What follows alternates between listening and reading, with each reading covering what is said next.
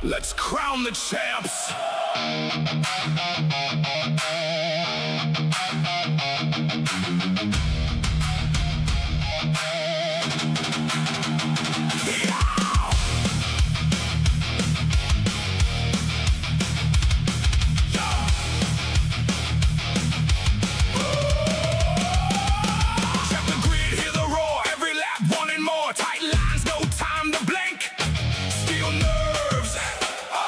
On the brink, from the first green flag to the final flag wave, every battle earned, every margin paid. Now the room is shaking, names get made tonight. Hands up, don't hold back, we came to light it right. Papa's house again. Say it loud, say it loud. Season 4, we got a champion crowd. Papa's house again. Bang it out, bang it out. PHG, PHG, let the whole world shout. Hey! Champions in the frame, eyes cold, heart flame. Took the hits, held the line. On that final climb, tire scream, nobody quit. Every move hit, every shift fit. Now the trophy's in the air, and the whole crew's there. Now the room is shaking, names get made tonight. Hands up, don't hold back, we came to light it right. Papa's house again. Say it loud, say it loud. Season 4, we got a champion crowd. Papa's house again. Bang it out, bang it out. PHG, PHG, let the whole world shout. Stand up, clap hard. Feel that crowd heat. One more time.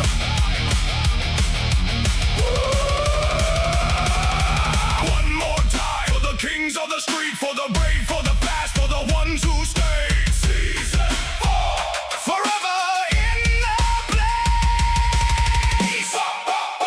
Papa's house again. Say it loud, say it loud. Season 4, we got a champion crowd. Papa's house again. Bang it out, bang it out. PHG, PHG, let the whole world shout. That's how you started. That's how you ride. Papa's house again. Champions tonight. See you live. Let's go again.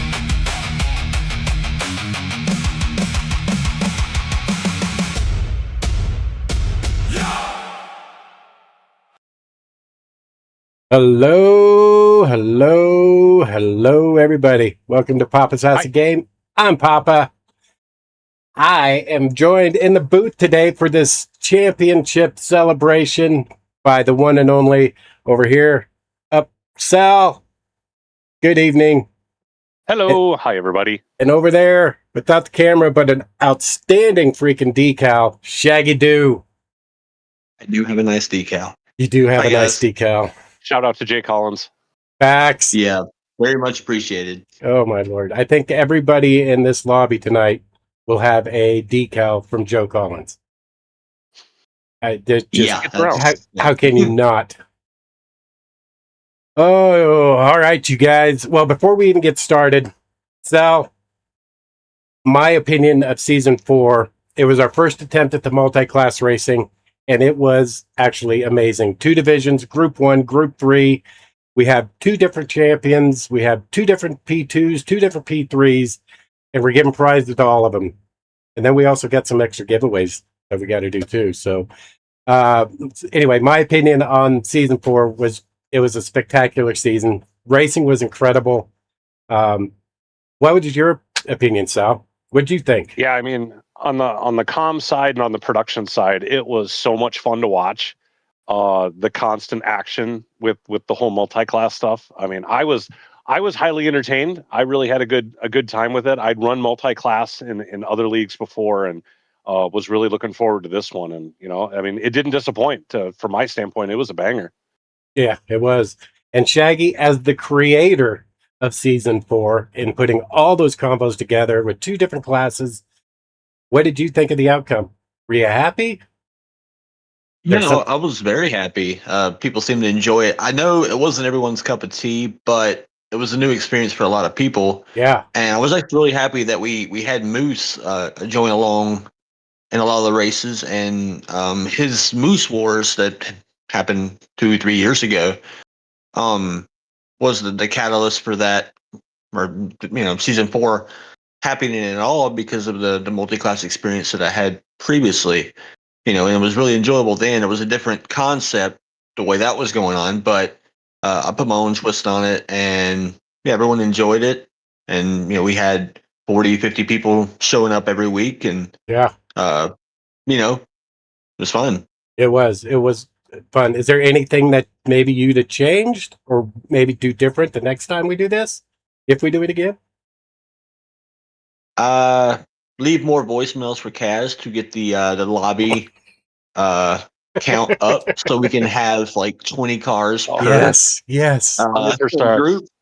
The more cars, the better. Absolutely. I mean, he could at least give us the 20 to 24 that we have saw in previous installments of Gran Turismo. I mean, it's not hard, guy. Just do it. Just do the right thing. Just do it, man. I agree. It anyway. Shaggy, you mentioned Moose Wars in that last league that we did. Who won that last one? I believe we took down the defending champion, which was Moose. Me and you, we were. Oh, that's aliens. right. Imagine we that. were teamed up. Yeah, we were teamed up. Aliens by Design was our team moniker. It worked out pretty well. We barely won, but it worked out pretty well. We didn't have to. Shameless plug. Too hard. Yeah, right. Yeah. Shameless. Yeah, I like where that went. We were the last champions ever for it. So just true.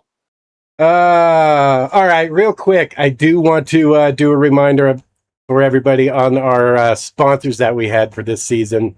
4 incredible sponsors. We'll just run through them here really quick. Obviously, Simnet. They were incredible sponsors, and they're giving away a set of pedals tonight that we will do on a random wheel for the winner of those things. But if you ever want your own stuff out of Simnet, please use that discount code PHGGTWS. And if I recall, it's an 8% discount off your total receipt of whatever you're buying. So don't forget to do that. And then, of course, Paul Davis, property experts, fire, flood, all the damage. If your house gets all jacked up, give them a call. Hit them up at pauldavis.com, and they'll help you get everything back to normal. And then 4D Racewear, who's been with us for a couple World Series now, season 3 and season 4. Get all your gloves, your shoes, your hats, jerseys. I mean, they got all kinds of stuff there. And don't forget to use discount code PAPA10X. That'll get you 10% discount off your total price. And then last but definitely not least, we have MCW. Sim hardware accessories. We're talking, you got paddles, shifters. You've got all the accessories you need to keep your sim racing gear up to par. So it's been a freaking honor to have every single one of those guys up here and supporting PHG World Series Season 4. Absolutely. So I guess without further ado, Sal, do we, let's see. We do have some interviews set up, but I don't think they're still on their way to the booth, if I recall. I don't know if anybody's here yet. Nope. Still waiting on them. So let's go ahead and announce at least some partial winners, shall we? Sure. Let's do it. Let's do it. All right. Well, so... Hooray for giveaways. Hooray for giveaways. First off, I'm going to put this guy on screen. He's not able to join us for an interview today. However, Mr. Sector 7 Wid, he is our overall Group 1 champion. Just an incredible season from him. Won the points overall. And he's getting a couple different gifts from 4D and MZW. So, first off, let me see here. He's going to be getting, let me show you a quick picture. He's going to be getting the 4D winner's custom hat, PHG World Series winner hat. That's going to win. And he also, from MZW, He's also getting a shaft extension for his wheels. So he's getting both of those shipped to him ASAP. So congratulations, Wid. Congratulations on an amazing season, man. It was just awesome. I hope he's listening, man. Flash your lights if you're listening, Wid. Yeah, Wid is so stinking fast. It's always been so much fun watching man. him and Jorge battle out. They were in different classes for this season, so they're separated. But watching Wid dominate a number of the races and seeing what kind of race pace he has always been, a pleasure to watch. Now they're racing in the VIP League, not to distract from what we're doing here, but the VIP League is going on, and Wid's been putting on a performance over there as well, keeping up with those fast guys in that league as well. So, congrats to Wid. Well deserved of his prizes. Hope we see more of him in the future. Yeah, I don't know why we wouldn't. He's been winning everything. Why wouldn't you go where you keep winning? I would. Yeah. Okay, and also, while we're in the Group 1 category, we also have Mr. B. Pabst, who is won P2 in the Group 2. In the Group 1 class. So he's going to be winning a 4D hat. It's not custom, but it is an awesome looking hat. Check that thing out, man. And again, you can buy that directly from 4D, this hat right here. So don't forget to use that discount code, top of 10X. So congratulations to Mr. B. Paps for that as well. Man, I was hoping to do some interviews right now, but I haven't shown up yet. So what do you say, Shaggy? We've got a couple races that you've set up for us tonight. Should we try and go ahead and get one of those things started? Yeah, we can. The lobby is up. Yep. The code is, if needed, the code is in Discord. All right. How many people we got in the lobby? We have 13. Well, there's 13 people right now in the lobby, I guess. So there's a couple more spots open up. Yep. We got three more spots if you people want to get in here. Yep, couple more spots. Let's fill this thing. Give them a few more minutes and get this thing going. Kind of take a look at what they're doing here. It looks like we are at Grand Valley. Let's look at the event settings. See what we got going here. We're at Grand Valley. It is a 15-lap race. Reset weather. Equal conditions are on. We're at late morning. Variable time speed's a 1, so going to stay just about as it is. A rolling start, fastest first out of qualifying. Slipstream, some settings. Going to be just the brake balance is available.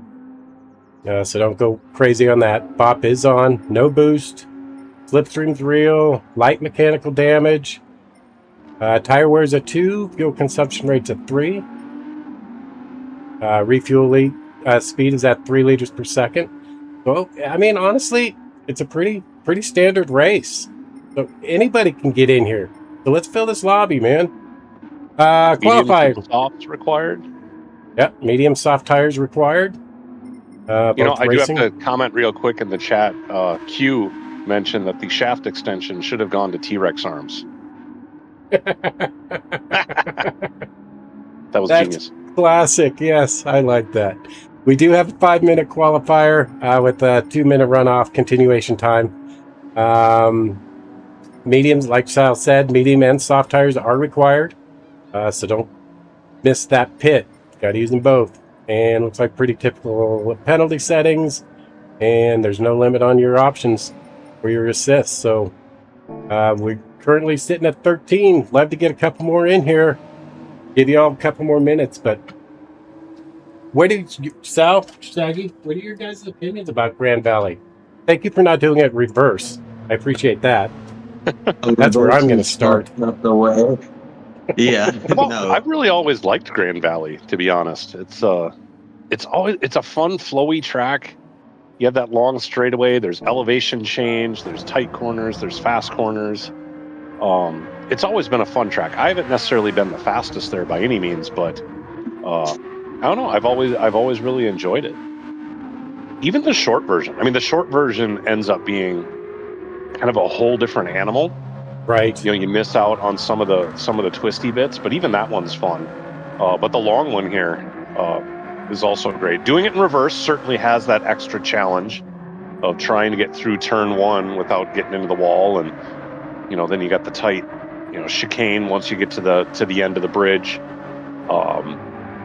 But in the normal layout, you've got that flowy section after the first hairpin, which in many of the Group 3 cars, you have to lift just a little bit to make it through there. Unless you're all by yourself and you do it perfect, then you don't need to lift. But it's such a tricky one, because if you let your front tires wash out, you'll go off into the dirt, and then your day is over. You end up sliding all the way into the barrier and the hairpin, and it's just a disaster. But other than that, the rest of the track is really fun. It takes a little bit to get used to it, but once you get used to it, it's really enjoyable. It is. And just kind of as an homage to Season 4, we are doing this. I don't think I mentioned this. We're doing this race in the Group 3 cars. And I think any Group 3 car was available. So, and it looks like we have a pretty extensive choice of cars here. I mean, there's a lot I'm of seeing a Group 3 little of cars to everything. choose There's 50 plus that are, to choose. Really? There's 50 Group 3 cars now? Jeez. Yeah. I mean, that doesn't mean all of them are good, but yes. Look at that. Slick in our Gran Turismo Sprint Championship livery. Yeah, he is. Team Papa's running.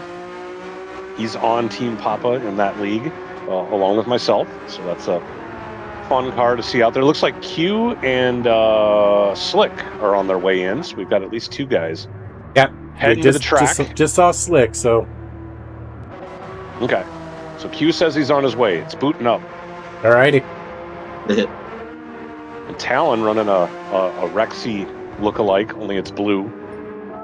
Blue Rexy. Well, so they've got the green car, which is Rexy. They've got the purple car, which is Roxy. So if there's a blue car, it must be Randy? I don't know. Rory? All right. Okay. That's funny. Nice, Sal. Very nice. Well, Yeah, guys better. I enjoyed you guys that better one. hurry up, because I know there's a number of people saying they're on their way, but there's only 2 spots open right now. Yeah. Well, technically 3. No, there's only 2. No, or is there? I don't know. I keep forgetting that there's 16 in the, they can be in the lobby, and only one of them's taken up by somebody who's not racing. So technically there's 3. I don't know there's who 2. that is. Yeah. The Q makes it. Okay, so we got He's still on Flux. the way. Lux is joined. Flux Yep. Joined.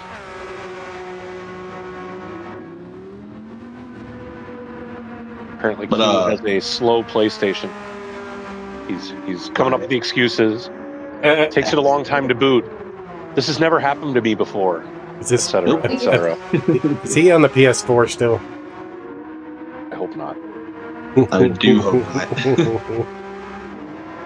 Seems like a death sentence now to be on the PS4, and the load times and everything comparable to the PS5 are not good. Right. Let's see. Cornbread's got the right idea. It needed to be Ricky.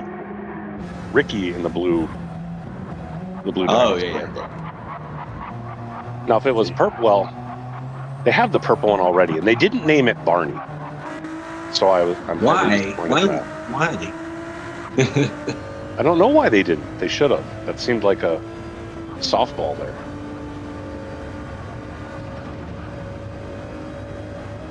Let's see, we got 14 plus Papa. So yeah, we got one more spot if Q can make his way in. Come on, Get this thing Q. underway. Oh, Papa Yeah, Papa Oso's Oso came back. back. Oh, Papa Oso's in. Wait, did somebody just leave? And he left. He's having trouble, I guess. Mm. Oh, there's still 2 spots. There's Two only spots. 14 people in. Yeah, because Papa was trying to come in, and then we also had okay, Papa's back. All right. Oh, and there's 16. Or is he back? Guess he's back. And Q. And now there's 2. And that Right, there we is go. Start it. complete. Or no, he's got to ready up. He's got to ready He's got up. to get in there. But I'm gonna let y'all go, and we'll be starting here shortly. All righty, Shaggy. I need Good luck to in the go. race, man.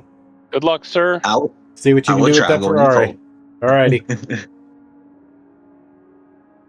Oh, I'm kind of excited to get another race going. Well, yeah. Every one of these always ends up turning out to be so much fun. Yeah. Especially being able to commentate on them. And as we, talked about ad nauseum, the fact that, we're all friends here. Nobody's trying to wreck each other. It's so much more enjoyable of a race. Right. League racing is really, really where it's at. I mean, this isn't quote unquote a league race. This is more an exhibition, but I presume that everybody's gonna act the same. But as with in professional motorsports, even the pros can make mistakes, and I think we all acknowledge that sometimes things don't always go as planned, and you get into each other. But it's not the like, oh, they did that on purpose. It's like, nope, we know that it's not that. So this should be a really good race. I mean, always look forward to Wid and Jorge going at it. They are so similar on pace. Great competitors. An amazing racecraft for both of them too.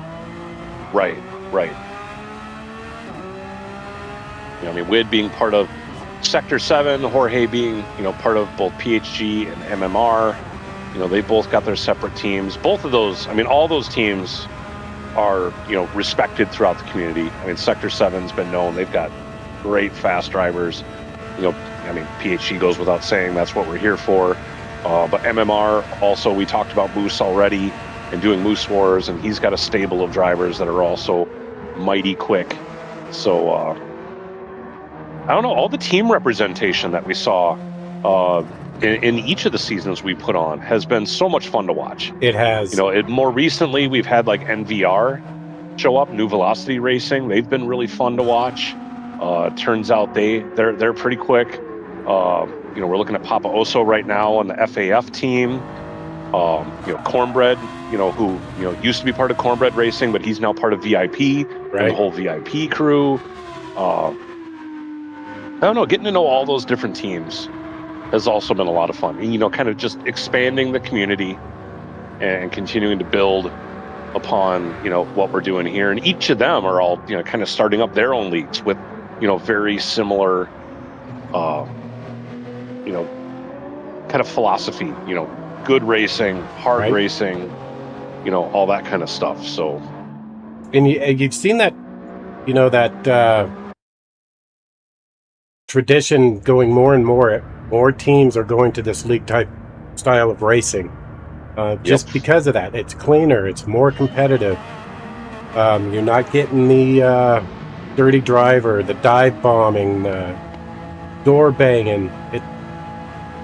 The league racing has definitely become more noticeable in the community. I mean, now that you've got teams that are going through all the effort of tracking points and champions and all that, I mean, that rivals, the GT World Series. Like you don't need to pay so much attention to like your DR. Instead, it's like, hey, how did I stack up against my friends? That's the fun part. So. Well, it looks like we've got qualifying underway, Mr. Sal. We do. It looks like we got Flux Flare out in front in his Porsche, working his way around, leading the pack. Everybody looks like we have a few drivers that hung back in the back. This is qualifying, so we always want to see these guys spread out, get themselves a nice, clean qualifying session in. Well, while we're watching qualifying, should we conduct an interview? I suppose we could. We could. Looks like Oak has joined the lobby here. Is he in the race? Nope. Oak, are you in the race? I don't think Oak's in the race. But we also have mute. Oak. Hello. He is off mute. What are you mute. doing, sir? I'm doing good. How are you guys? We are surviving.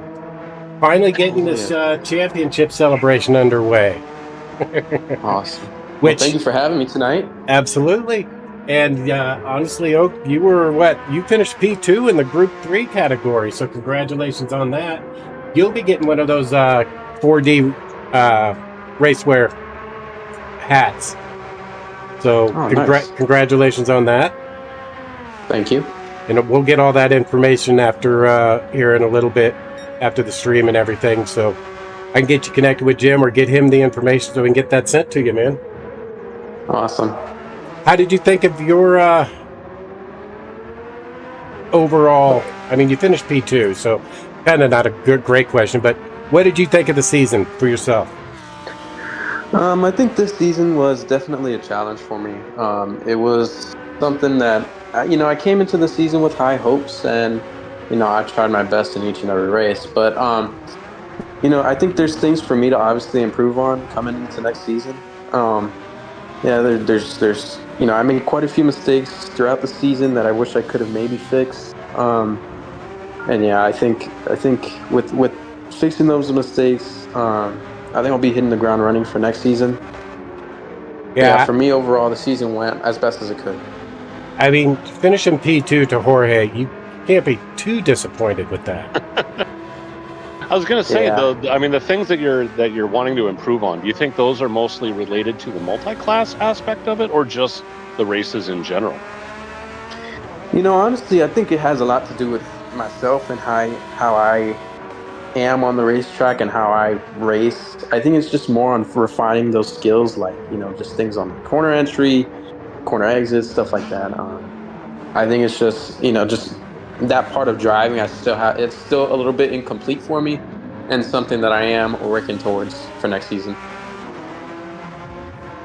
Yeah, well, I will say, I mean, you've got an awful lot of speed. I mean, when I met you just a little over a year ago when we were starting, IRO last year, and the speed you had then and the speed you have now is leaps and bounds. So it's been really fun watching you grow as a driver, and the fact that you're continually looking at wanting to refine those skills and get even better. That never quit. It's never good enough. Like, you're always looking for those extra tenths. I mean, that's the sign of a racer. Thank you. Yeah. Well, Oak, I just wanted to, again, I want to congratulate you. You had an amazing season. Congratulations on the 4D Racewear hat. You're also entered in for the pedals and the custom jersey. So good luck when we do those drawings as well. Alrighty, sounds good. Thank you for having me tonight. Absolutely. Really looking forward for tomorrow's live stream. Yes, and I want to give you a quick shout out too, on a personal note. Thank you for everything you do in the background as far as the stewarding of all the seasons. And I know some of those weeks were kind of rough, but you and your team did an incredible job with this. So thank you for that as well. Anytime, I'm here. All right, that works. All right. Good one, sir. Thank you for everything you've done. Yep, no problem. See you guys later. Later, man. All right, so we still got this final lap of qualifying. All righty. It looks like it. Yep. And Jorge holding a slim lead right now over Talon. Only 0.6 of a second. But Jorge's getting a nice little stream from Papa Oso here in front of him, too. I mean, look at those times between second, third, and fourth. They've only got not even 0.3 separating. Yeah, oh my Lord. Separating all of them. I mean, even fifth. I mean, K-Dub is only another 0.75 of a hundredth. Oh, and Shaggy just popped up into the picture as well. Yeah, those times are continuing to drop. Yes, they are. Alan, Papa Oso both down into a 48.3. Shaggy with a 48.420. Florinota with a 48.5. Flux 48.7. Oh, geez, we talked about 3 of them being tight. Now we've got the top 7 all within a second. So yeah, no kidding. Oof, that last lap dash really did it. Wade down here in P9 in qualifying. He's going to be fun, I think, P9. watching coming up through the field. You would assume that's what he'll do. Didn't get the cleanest qualifying runs, it doesn't look like, but all right. Well, as soon as everybody gets in. Laps, minute 48, so this will take what, 20, 25 minutes to run this race? Yeah, sounds about right. 25 minutes. Somewhere between 25 and 30 minutes. Yep. Well, as we get this race started, I want to introduce another gentleman into the lobby here, into the broadcast booth with us. He is the Mr. Jim Herrick from 4D. Hello. Welcome. How are you this evening? Hey, how are you? Yeah, good to be here, and thanks for having me. Absolutely. It's good to see you here tonight. I know you've been super busy, didn't get a lot of time to actually watch a lot of the racing, but man, I just from the PHG standpoint and season 4 and season 3, I want to thank you for your continued support. It has been an honor to have you on board with us. I hope it's been a good relationship for you as well. Oh yes, for sure. Yeah, I've enjoyed watching the races. I have been able to see. Pretty pretty busy between 4D and personal life and trying to run the business and everything. I don't get to don't get to watch as much of the online racing as I'd like to, but yeah, it's enjoyable. It's fun. These guys race hard, and the races they play out with strategy pretty well and make it pretty interesting. Yeah, right. Absolutely. And I know, Jim, you are also a huge supporter of the Joker series, and my co commentator here, Mr. Salamander. Um, I just having 4D involved with all of this, it's been impressive. It's been fun. And I know Sal's been enjoying it too. So, Yeah, absolutely. I mean, I can't say enough. Just how good the products that you have are. I know you sent out the pair of shoes and gloves and the custom jerseys that a number of us have and have won. Good quality stuff. And I'm not just saying that. I've told this story before. I had watched back when VKG, Viking King Gaming, went to the Sim Gaming Expo and had talked to you guys in the booth and all that stuff, and I was impressed with what the product looked like. I had bookmarked your website and been looking at stuff and was actually on the cusp of placing an order when the whole sponsorship opportunity came up. So it really all kind of worked out, and I'm not disappointed at all. The stuff that you guys put out is top notch, and really hope that. And I've heard from all the people that have won some of the gear that they love it too. yeah. I was actually Yes. hanging out with T-Case at Road America last weekend, and he wore his custom jersey that he won in my Joker series, and that one is also super sharp. So, I mean, yeah, thank you from me, both from the PHG World Series standpoint and for the sponsorship of the Joker series. We've had a blast working with you guys and being able to kind of get some advertising for you, but also to be able to enjoy the product that you put out. So thanks for being a part of just everything we're trying to put on here. Yeah, well, thank you, you guys. We get a little bit of a boost every time you do an event, and we give away some stuff, and so people are watching. It's getting people interested and bringing them over to the website. So that's what we want to see. And for all of you who have our gear, if you've won it or if you've purchased it, leave us a review online. Tag us on Facebook or X. We're 4D Racewear or at 4D Racewear on most social media except Facebook. It's 4D_Racewear. Very nice. Well, hopefully people are using the discount code too. I mean, we've been throwing the discount code, Sal and I Yes. both. So, man, I mean, Hey, so that brings me up something that I need to tell you guys about. We might as well do it right here on the air for right now. okay. We're launching some new products. We are now going to be selling Pimax VR headsets. And I'm not sure if in the console world you guys can use VR headsets like that, but it's a new product that we've launched, and unfortunately we have to redo some of the things. We had to change how we do shipping, and I have to redo the discount codes, and I have not got that done. So if anybody out there tries to use your discount code and it doesn't work, give me a day or two. I'm gonna try and get it cleaned up either late tonight or tomorrow, but I will get those back up and working Awesome. soon. Well, that's exciting. Unexpected announcement. That's great to hear. Yeah, we're real excited about it. It just happened, and We do have it up on the website now. We haven't really promoted yet because it's really new, and we want to make sure that everything works properly on the website. Because Sure. unfortunately, we can't give the 10% discount on the Pimax headsets because it's more than we're able to give. But Sure.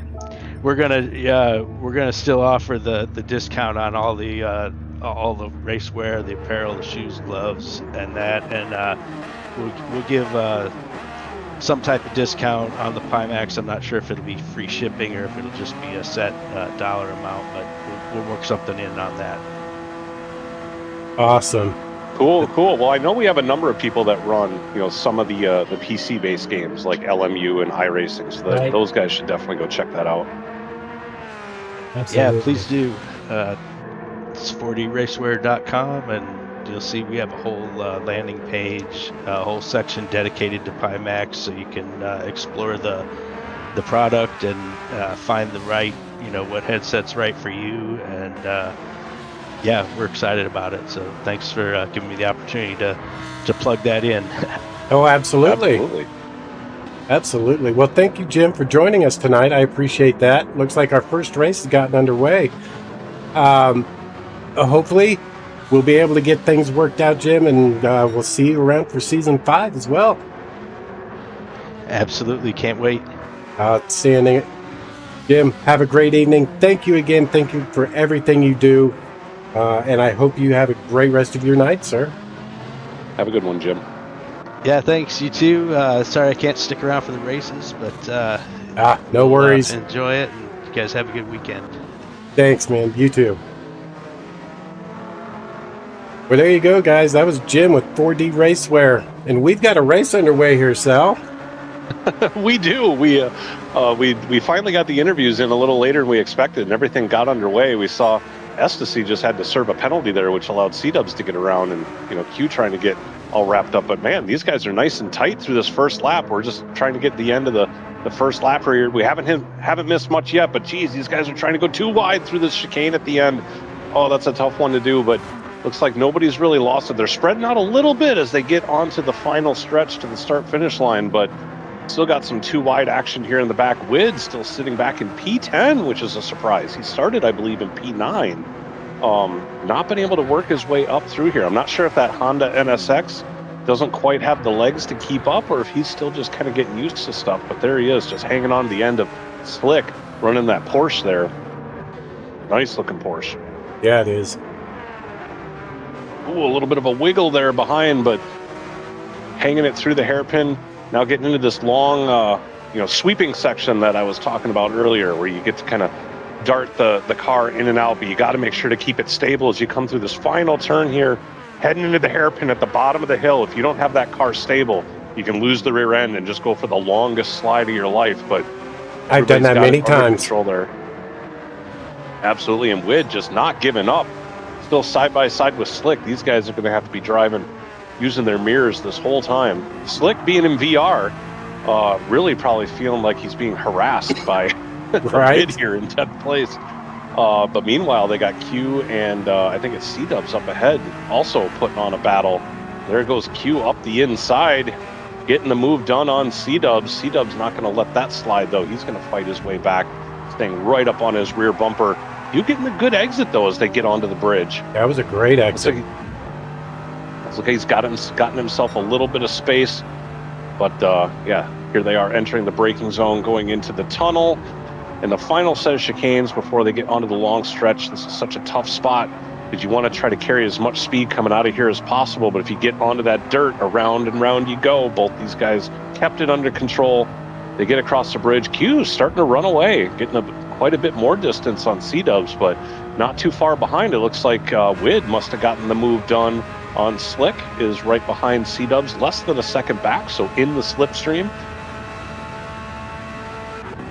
Yep, there we go. Or now he's actually extended back a little bit. I know that the Honda NSX doesn't quite have the top speed, so on that long stretch, you can expect him to fall off a little bit, unless he's in the slip there. C-Dub's going a bit wide in that hairpin, which is going to allow the opportunity for Wid to close in a little bit. As we check in up at the front, we got Papa Oso and Shaggy Doo going at it for P3, P4. Shaggy Hank trying to go around the outside. Papa cutting him off as he comes out of the hairpin. Now they get into what I like to call the twisty bits, the flowy section of the track. Papa Oso still able to hold on to P3 at this point. But Florinota now is caught up in P5. We now have a three-way battle for P3. One thing I will say, the last Joker Series race that we ran, Florinota was quite the tire whisperer.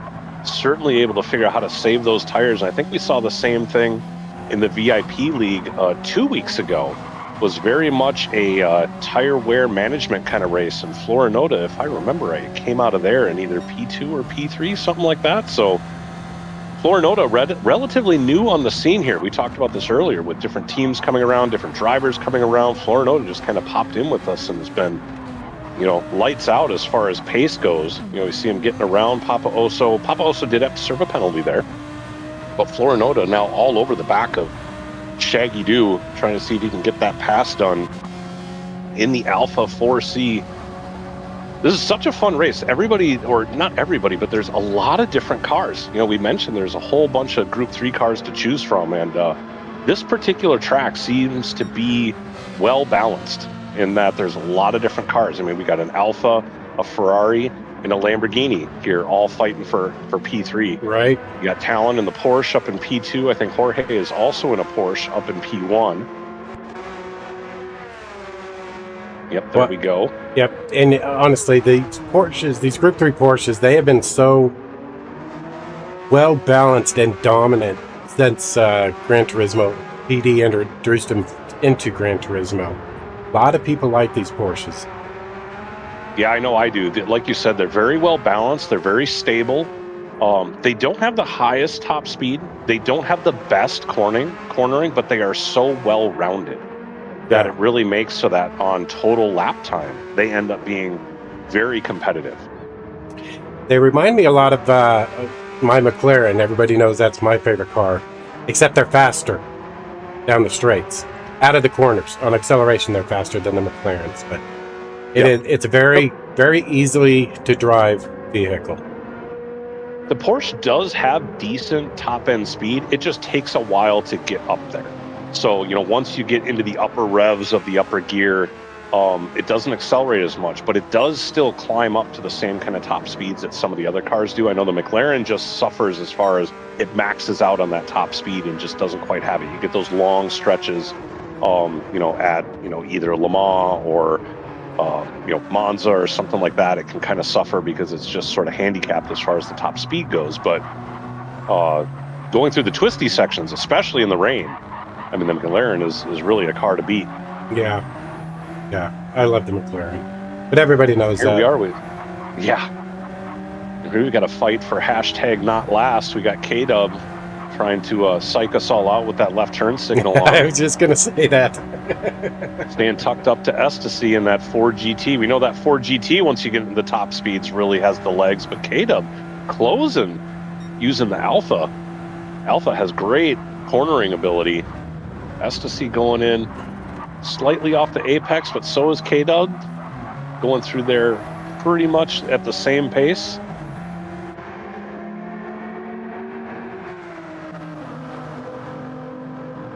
Now through the twisty section here, Ecstasy and K-Dub both just keeping it on the track, nice and tidy. No real drama to speak of, but definitely running the same kind of pace. I mean, these two cars are so vastly different. The Ford GT and the Alpha are very, very different handling characteristics. Yeah, so we check in with NVR's Slow K up in P10. In the RSO1. Yep, in the Renault RSO1, it looks like he is sandwiched between two Porsches. C-Dubs is up in the Supra, and Slick behind him is in the Porsche. Slick has fallen to P10. He started in he either started in P8 or P10 and was fighting with Wid there at one point in time. But now C-Dubs just had to serve a penalty, allowing him to catch back up. S7R's Wid still kind of hanging out in P8, not really rifling his way up through the field as we may have expected him to do. Well, looking at he's on using the racing mediums to start this race, and I noticed a lot of these guys so far are on using their softs. So that could be why he's not coming through the field as fast as we were anticipating. But I mean, he's gained 3 positions already. Yeah, we have seen Wood keep up with other drivers on a lesser tire from time to time, but that could explain why he's having a hard time marching his way up through the field. We're on lap 6, and looking at the tire wear of those mediums, I would imagine the softs are all also probably looking pretty good at this point. Although, now that I think about it, there is a soft and medium requirement for this one. So with that being said, I mean, looking at these softs, we're, lap 6, they're not even a quarter of the way done. Wid could probably be looking at pitting and just running softs the rest of the way from here on out. I think they would make it pretty easily. Probably could have pit a couple laps ago.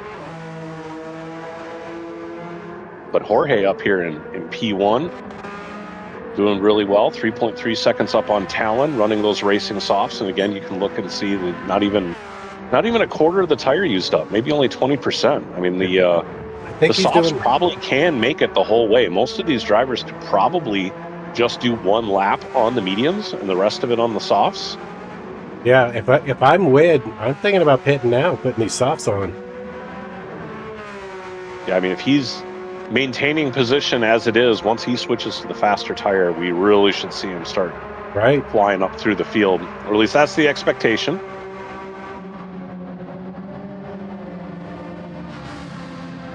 Got a couple of people in the chat commenting on this season we just wrapped up. Really enjoying the multi-class aspect of it. That's nice to hear. Yes, it is. Jaggy put a lot of work on putting this thing together, so hearing all the good feedback is definitely a positive. Looks like Florinota was able to get his way past Shaggy, now up in P3, trying to hunt down Talon in P2. Shaggy picked up a half-second pen there. Looks like he's got enough of a gap over Papa Oso that if he can hold on to this, shouldn't lose the spot when he serves the pen. He's got to make sure to not make any other mistakes between now and the penalty line. Papa Oso 4.2 seconds up on Q. Papa Oso also running on the racing softs. Q also on the racing softs, so no difference in tire there. And Wid only 1.5 seconds back from Q while running on the racing mediums.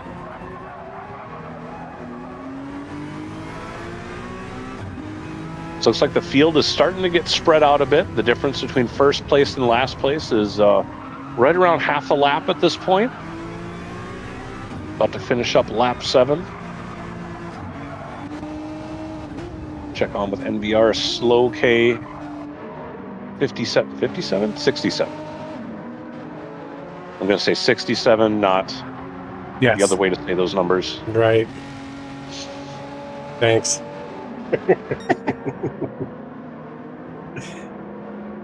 There we go, Doobie 650. I wonder if he's a McLaren 650 fan. He is driving the Porsche. Very tame, liveried looking Porsche. That's something else to talk about this season. There were a lot of drivers with a lot of really cool liveries that we saw. K-Dub here's got a sharp one on for this race. It's got the Shaggy logo on the hood. Still has the blinker on. I was going to say, wasn't he just back in 14th spot just a couple laps ago? Yeah, he's moving his way on up, and we see Wid entering the pits. So it could be game on here very shortly. But Wid also with a really nice, sharp-looking livery on, anime. I think we saw him run that in not this last season because he was in the Group 1s, but I think the season before. I've seen this livery before. Yep, I think you're right.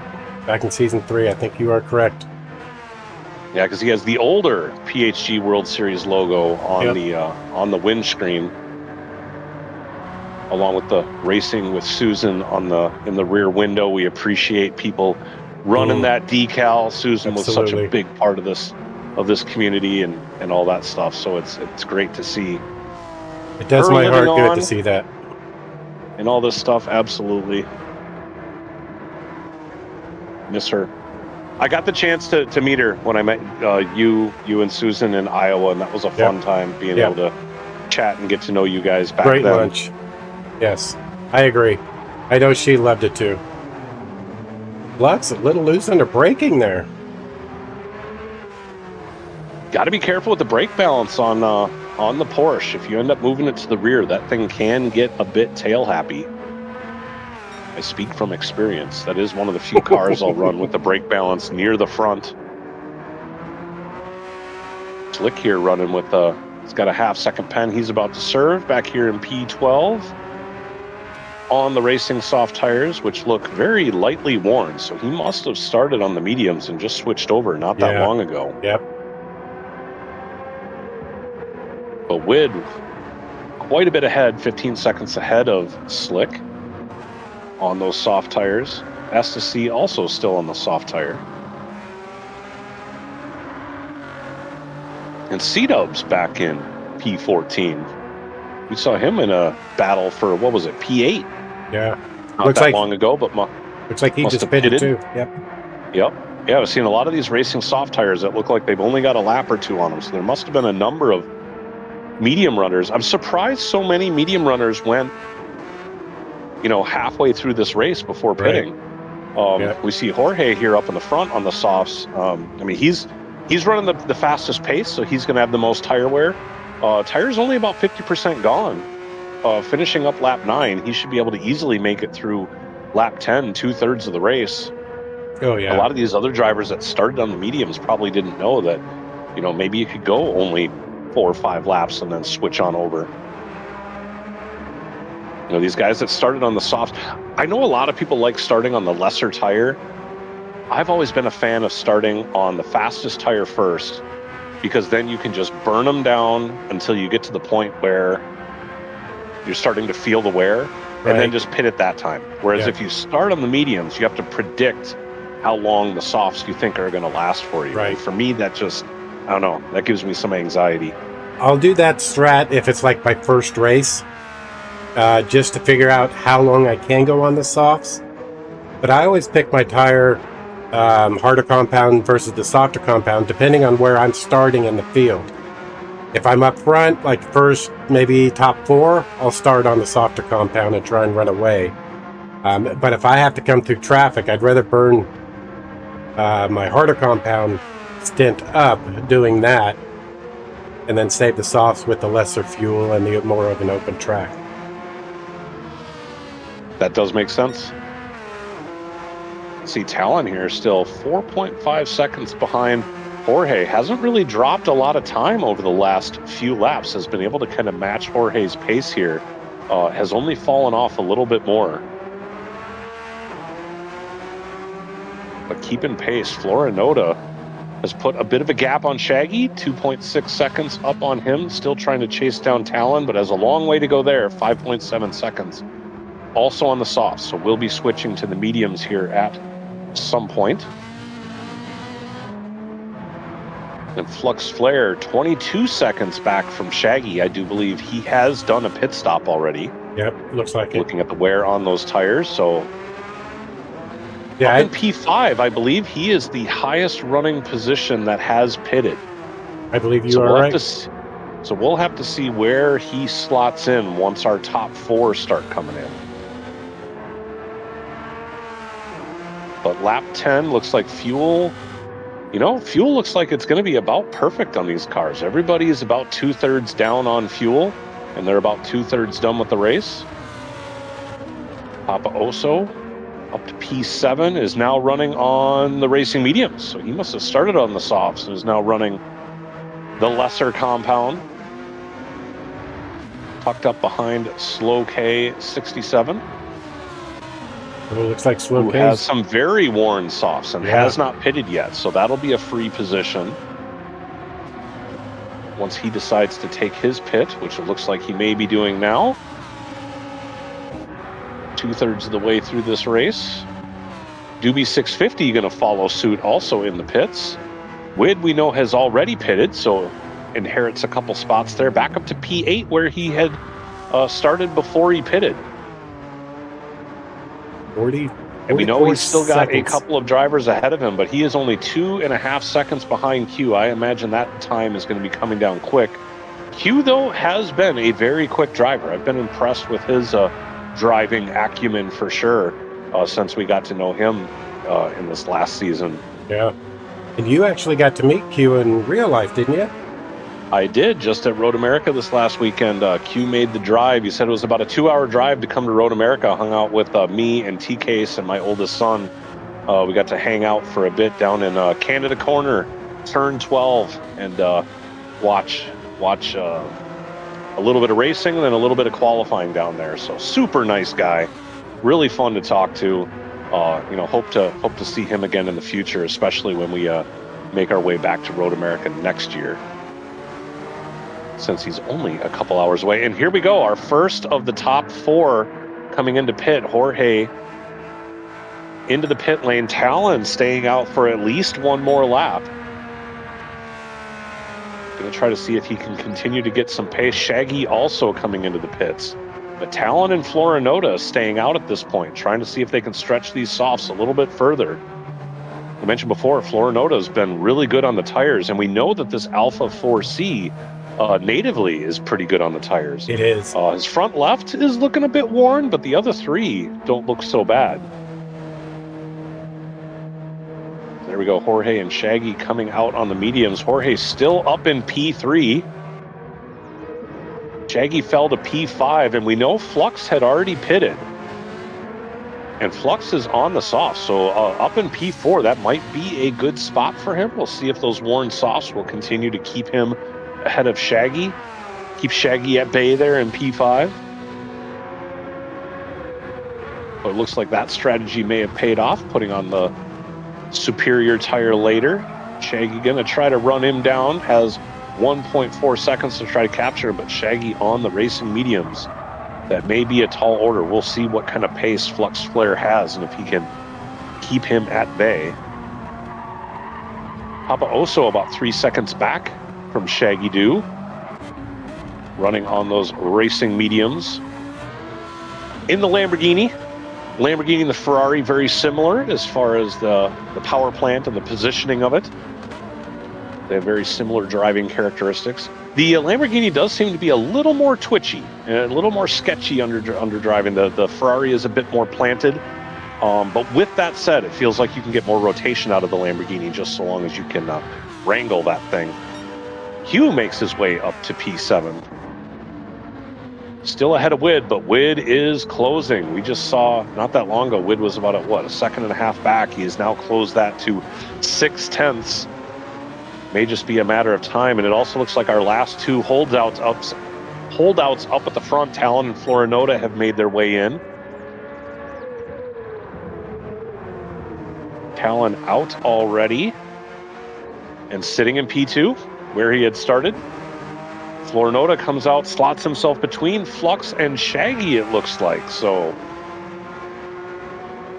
although Florinota in a battle with Shaggy at this point, going to see if he can try to hold that on. Needs to get those tires up to temp, especially going through this flowing section here.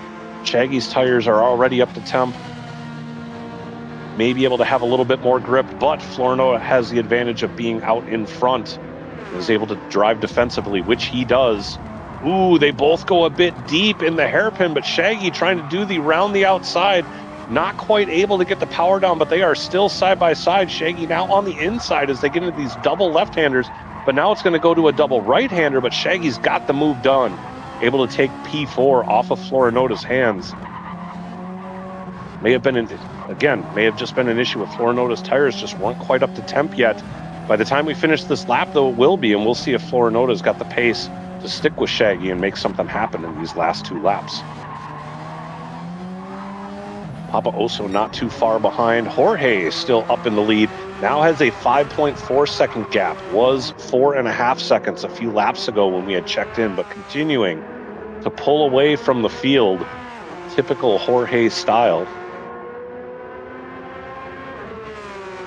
As he is finishing up lap 13. And we'll have 2 laps to go to hang on to this one in this exhibition event. In our wrap-up of PHG Season 4. We've already announced some of the giveaways that we've been able to give out this season. And we've got a few more to announce. between races here, including the fancy set of SimNet pedals. I don't know if those of you that have looked in Discord, but C-Dubs had posted he had received those pedals back at the beginning of the season and used his laser engraver to custom engrave the set of SimNet pedals with the PHG World Series information on it. Looks super sharp. Yes, it does. So whoever wins those is definitely going to have something to hold on to.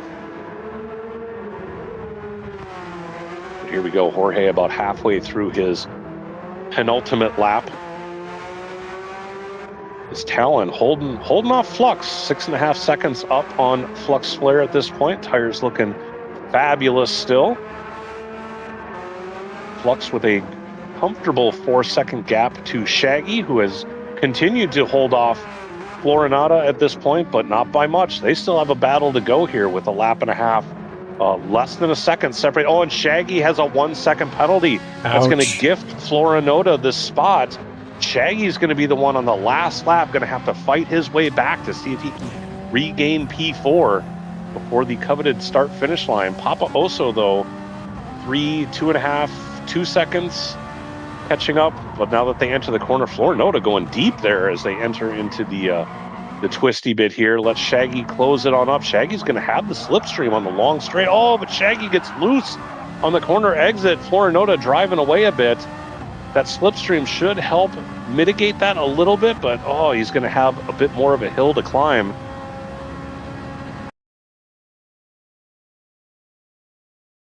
Did the lobby crash? No, it did not. Oh, I got scared there. It went black for me. I don't know if it went black for everybody else, but it went black for me. But there we go. Florinata, he's got a healthy 1-second gap now.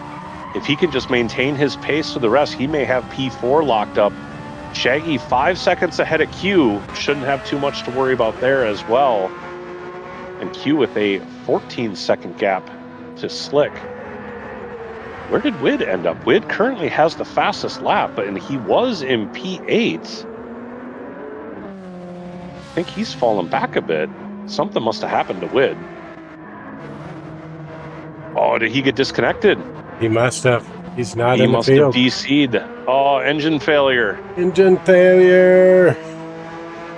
That is unfortunate. But Jorge here only has a few turns left to go. Healthy 6.5 second lead over AO Racing's Talon. It's funny that he's running a team livery when he's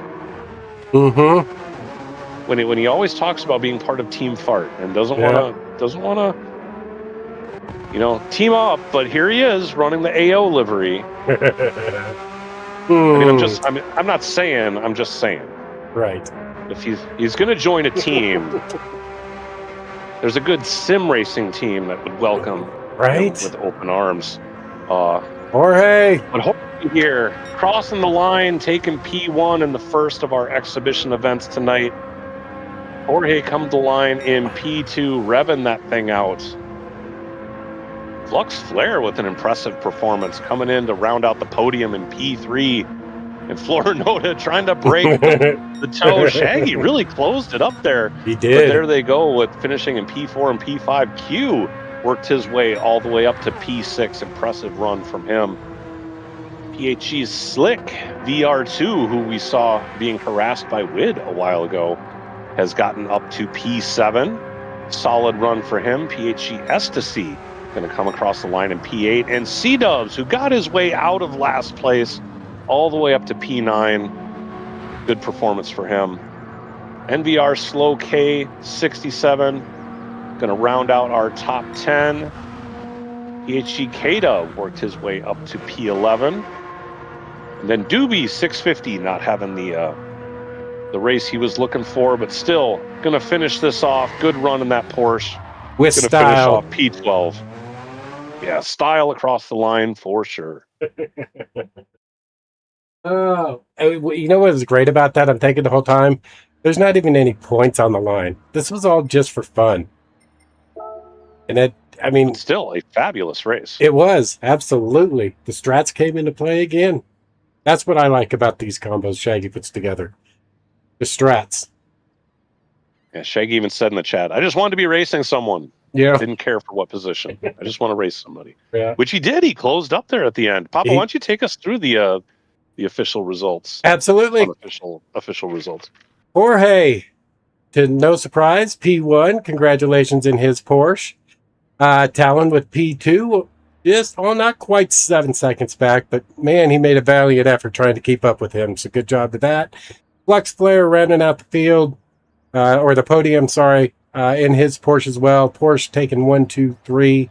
Congratulations, you guys. P4, Florinoda. P5, Shaggy Doo. P6 is Q. P7, PHG Slick. P8, PHG Estes C. P9, our very own PHG C Dubs in his Supra. P10, we have NVR Slow K67 in that RS01. In P11, PHG K Dub, fingers splayed, my friends.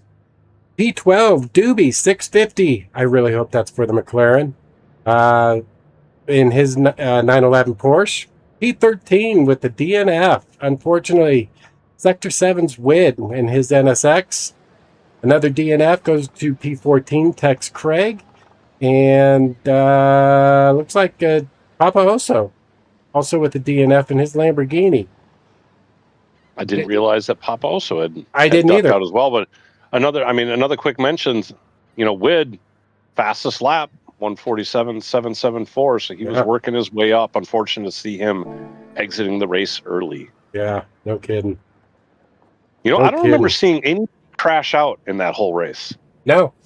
Everybody, I think other than a couple of DNFs, I don't think anybody actually crashed. There were some penalties, of course, but yeah, I think you are right. Nice, clean race. Well, we're going to take a break from this race real quick. When we come back, we got one more interview to do. We got some more gifts and prizes to give away, and then we have an interview. Somebody that's been sitting and waiting for about an hour now, and I thank him for his patience. But we'll get back with him here shortly as well. But let's take a quick break, Sal, and carry this thing on here in a few minutes. Sounds good. You guys stick around. Hit those like and subscribe buttons. Be right back, don't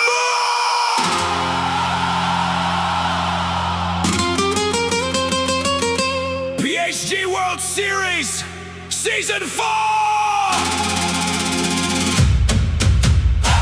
Watch the lanes, hold the line. One more lap, then we fly.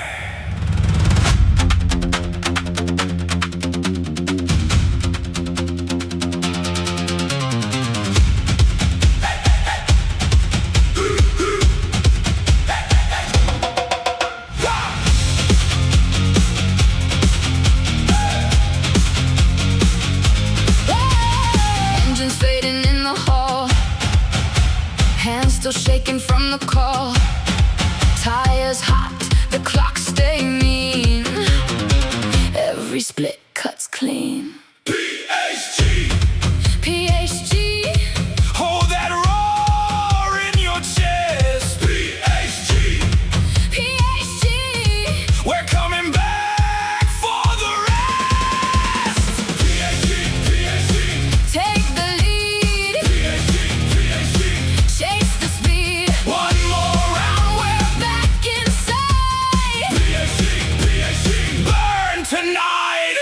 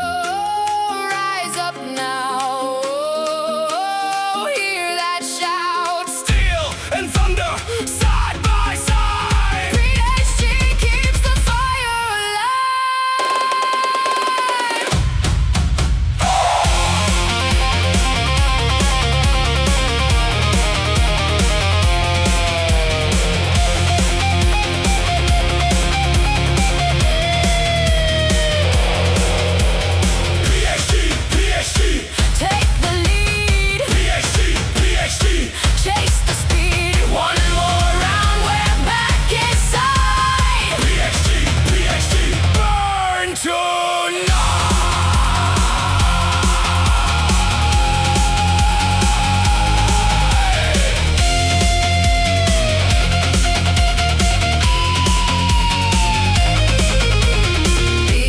right back. Keep the feet alive. PHG World Series will return in stride.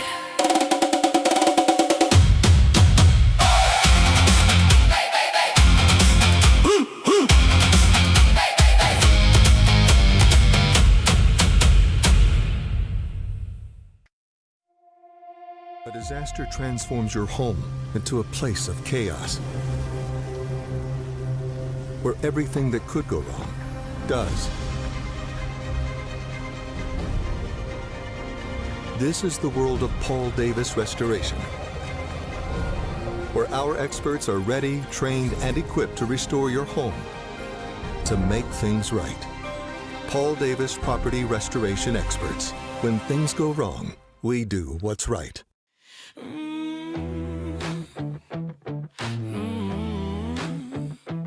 Strap in, feel the hum in your hands. This is 4D. Heat on my palms, grip locked, heart racing. Shoes hit the pedal, whole room shaking. Jersey on my back, hair pulled low and blazing. Every turn I take, got the ghosts I'm chasing. 4D in my veins, feel that fire when I play, when I move, when I break, when I bang through the lane. 4D on my skin, when I lose, when I win, I'm alive in the light of the game I'm in. 4D, 4D, 4D, it's different. Yeah, that's winning. Grit in my voice, baseline under my breath. Glove print stamped on the wheel like a crest. I don't just play, I live it. Every stitch says get it. From the couch to the checkered, I'm the storm when I wear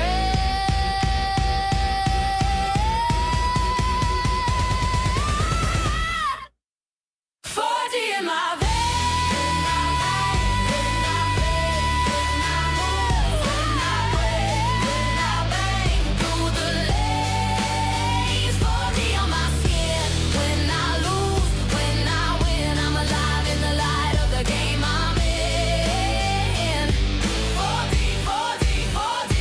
Different.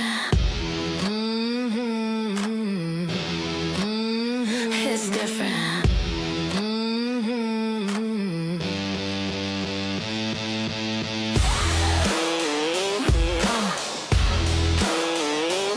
Yeah. 4D racewear. Let them feel you drive. Welcome back, everybody. I hope you all enjoyed that first race, but it's time to give away some more gifts. How's that? I think we should. I think we should. I think it sounds like a good idea. Let's revisit our sponsors real quick first, and then we can give away some gear. Absolutely. You want to take us through it this time? Sure, why not? First off, we have SimNet. You can find SimNet online at simnetracing.com. Makers of fine pedal sets and other gear. If you place an order there, make sure to use discount code PHGGTWS for 8% off of your order. SimNet's providing a set of high-quality pedals that's been customized by C-Dubs with some laser engraving. We'll be giving that away later in the stream. Next up, we have Paul Davis Property Restoration Experts. If you have damage in your home, you can call Paul Davis to come on out, clean up any flood damage, hail damage, kid damage, any kind of damage.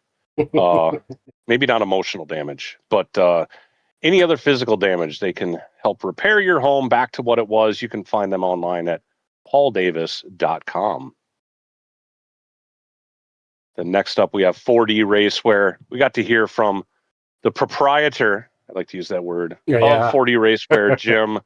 Tell talk about his product. Good stuff. I've got a number of their products, a set of shoes, gloves, jerseys. They're giving away a custom jersey, a bunch of hats for this. So definitely go check them out at 40racewear.com. If you place an order, use discount code PAPA10X to get 10% off of your order. Show them some love for helping support the PHG World Series. And now they've got VR. Now they've got a VR headset. We just learned that. Drop the bombs tonight. Yeah, he did. All right, and last but not least, we have MZW Sim Hardware, makers of accessories for a number of components. They're giving away a set of paddle shifters, the shaft extension for your wheel, and other stuff like that. You can go check out all their different stuff at mzw-simhardware.com. Good stuff. Again, thank you to all the sponsors, man. You guys have been amazing. Again, 4D's been with us for a couple seasons now. Simnet, Paul Davis, and MZW. This is their first season with us, and it has been an amazing and fabulous experience to have them along with the ride for us. Absolutely. But now, let's give something away. And I want to give it away to the guy who's been in this booth for like an hour, patiently, quietly waiting. My apologies. Mr. Racing, how are you tonight? Doing great. How are you guys doing tonight? Surviving it. Awesome. Awesome. So, Mr. Racing, you finished in T3 in the Group 3 standings. Congratulations on that. We'll be getting you in contact with Jim to get you your 4D hat. And what were your opinions of this season's race with the mixed class? Yeah, this season was very interesting. Especially with the tight tracks. It was pretty intense with the GR1 cars trying to pass the GR3 cars, but it couldn't have been a funner season. And can't wait for the next one. So yeah. Yep, season 5. I'll drop a couple little hints. Actually, you know what? I'm going to let Shaggy drop the hints on season 5 on when, not too much, but kind of let us know when and what we're looking at for season 5. Right now we're set for January, no specific date. Gonna try just sometime after New Year's. Put it that way. Early 2027. Really yeah. But yeah, we will be doing a manufacturer series. Not unlike the last time we did a manufacturer series, but that one had Group 4 and Group 3 cars. This will be strictly Group 3 GT3 cars. And we already had the tracks and everything set up, so yeah, community voted on the tracks. Right. You kind of know what you're getting into, and you can start planning what cars. Though you can always plan, but then PD throws a curveball and changes the bop, and your favorite manufacturer might get nerfed, and then it might get buffed. So right, absolutely. So, Mr. Racing, knowing it's Group 3 manufacturers, what, just off the top of your head, we're not going to hold you to it, but what do you think you're going to go with? That's a good question. Very good question. Yeah. No, maybe what's your top 3? No pressure. Oh, okay. Top 3. Probably BMW, AMG, or Mercedes, and Porsche. Yeah, it would be a pretty solid top 3. Solid picks. I'm not good with hardly any one of those, but good on you for doing so. I will mention, so Mr. Racing, during the last PHG World Series season, you got picked up by Sector 7 Racing, did you not? Correct. Yeah, I reached out to them and joined their vetting process, and then turned into an S7R member. Congrats on that. Congrats on that. I mean, Sector 7's a great team to be a part of. It was neat seeing you get picked up by those guys. Really nice to see. I mentioned this with Oak. Mr. Racing, I met you at the same time when we did IRO last year, and kind of the same sort of story. It was like when we first met, and you guys were younger and green and all this stuff, and you guys have really picked up your pace. You as well. certainly watching your racing acumen, grow over time here. Watching you learn a bit more patience on the track, particularly when we were doing all the endurance stuff. It's been nice to watch. And then again, I mean, congrats on being picked up by Sector 7. Well deserved there. Hope you have a good time with that team for sure. Yeah, thank you, thank you. Yeah, I've tried my best to improve. It's awesome seeing, my previous team members improving too. Like Oak, he's done a really, really great job improving and getting way faster. And Yes, he yeah, has. I totally agree with that. He definitely has. And again, with Oak, it's all the stuff he does in the background. So he's got a full plate, but yeah, he continues to get faster and faster. I agree with that.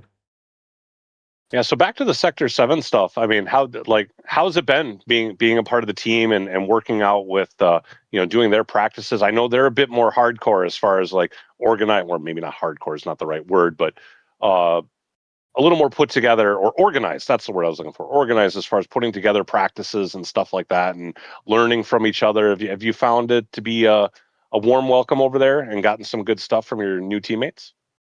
yeah. Man, as soon as I joined, they're all, very easy to communicate with and get to know. And just from practices, I've learned so much with them, like as in not only skills, but how do I say it? Just patience and learning how to be cleaner and consistent throughout endurance races or long races that you know uh, use a lot of energy from you. So Yeah, those endurance races, man, they can take it out of you, but you're going to learn a lot as well. So, yeah. Yeah, absolutely. I mean, we've all had a very high opinion of Sector 7 racing, so good to hear that those opinions we've had certainly are well deserved, from your own mouth, being a part of the team now, great to hear that. So, I mean, once again, congrats on the P3 last season. Like Papa mentioned, we'll be getting you in touch with Jim to get your hat and all that stuff, and really looking forward to seeing you in the next season as well. great, awesome. Thank you, guys. Well, Mr. Racing, thank you for your time. I hope you have a great rest of your evening. I don't know if you're going to get into this next race we got going on here in the Group 1 cars, but at Sardinia.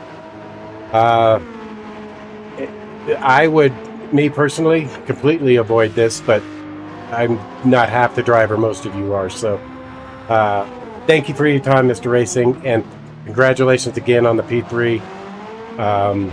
It was amazing to have you with us this season.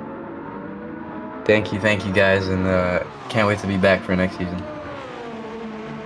Awesome. Have a good one. You too. Well, there you go, guys. That was Mr. Racing. Took third place in the Group 3 class this season. And again, got the Sector 7 endorsement. He had a great season. Great few months for that young man. So, but we got another race coming up, Sal. Yeah, these. I know you said you'd want to avoid this. That actually looks like a lot of fun. We're riding along with Flux Flair here. He's running the Porsche 963 livery that the Penske Porsche team was using at Road America last weekend. So I got to see that livery in real life just a few days ago. So sharp-looking car. Nice.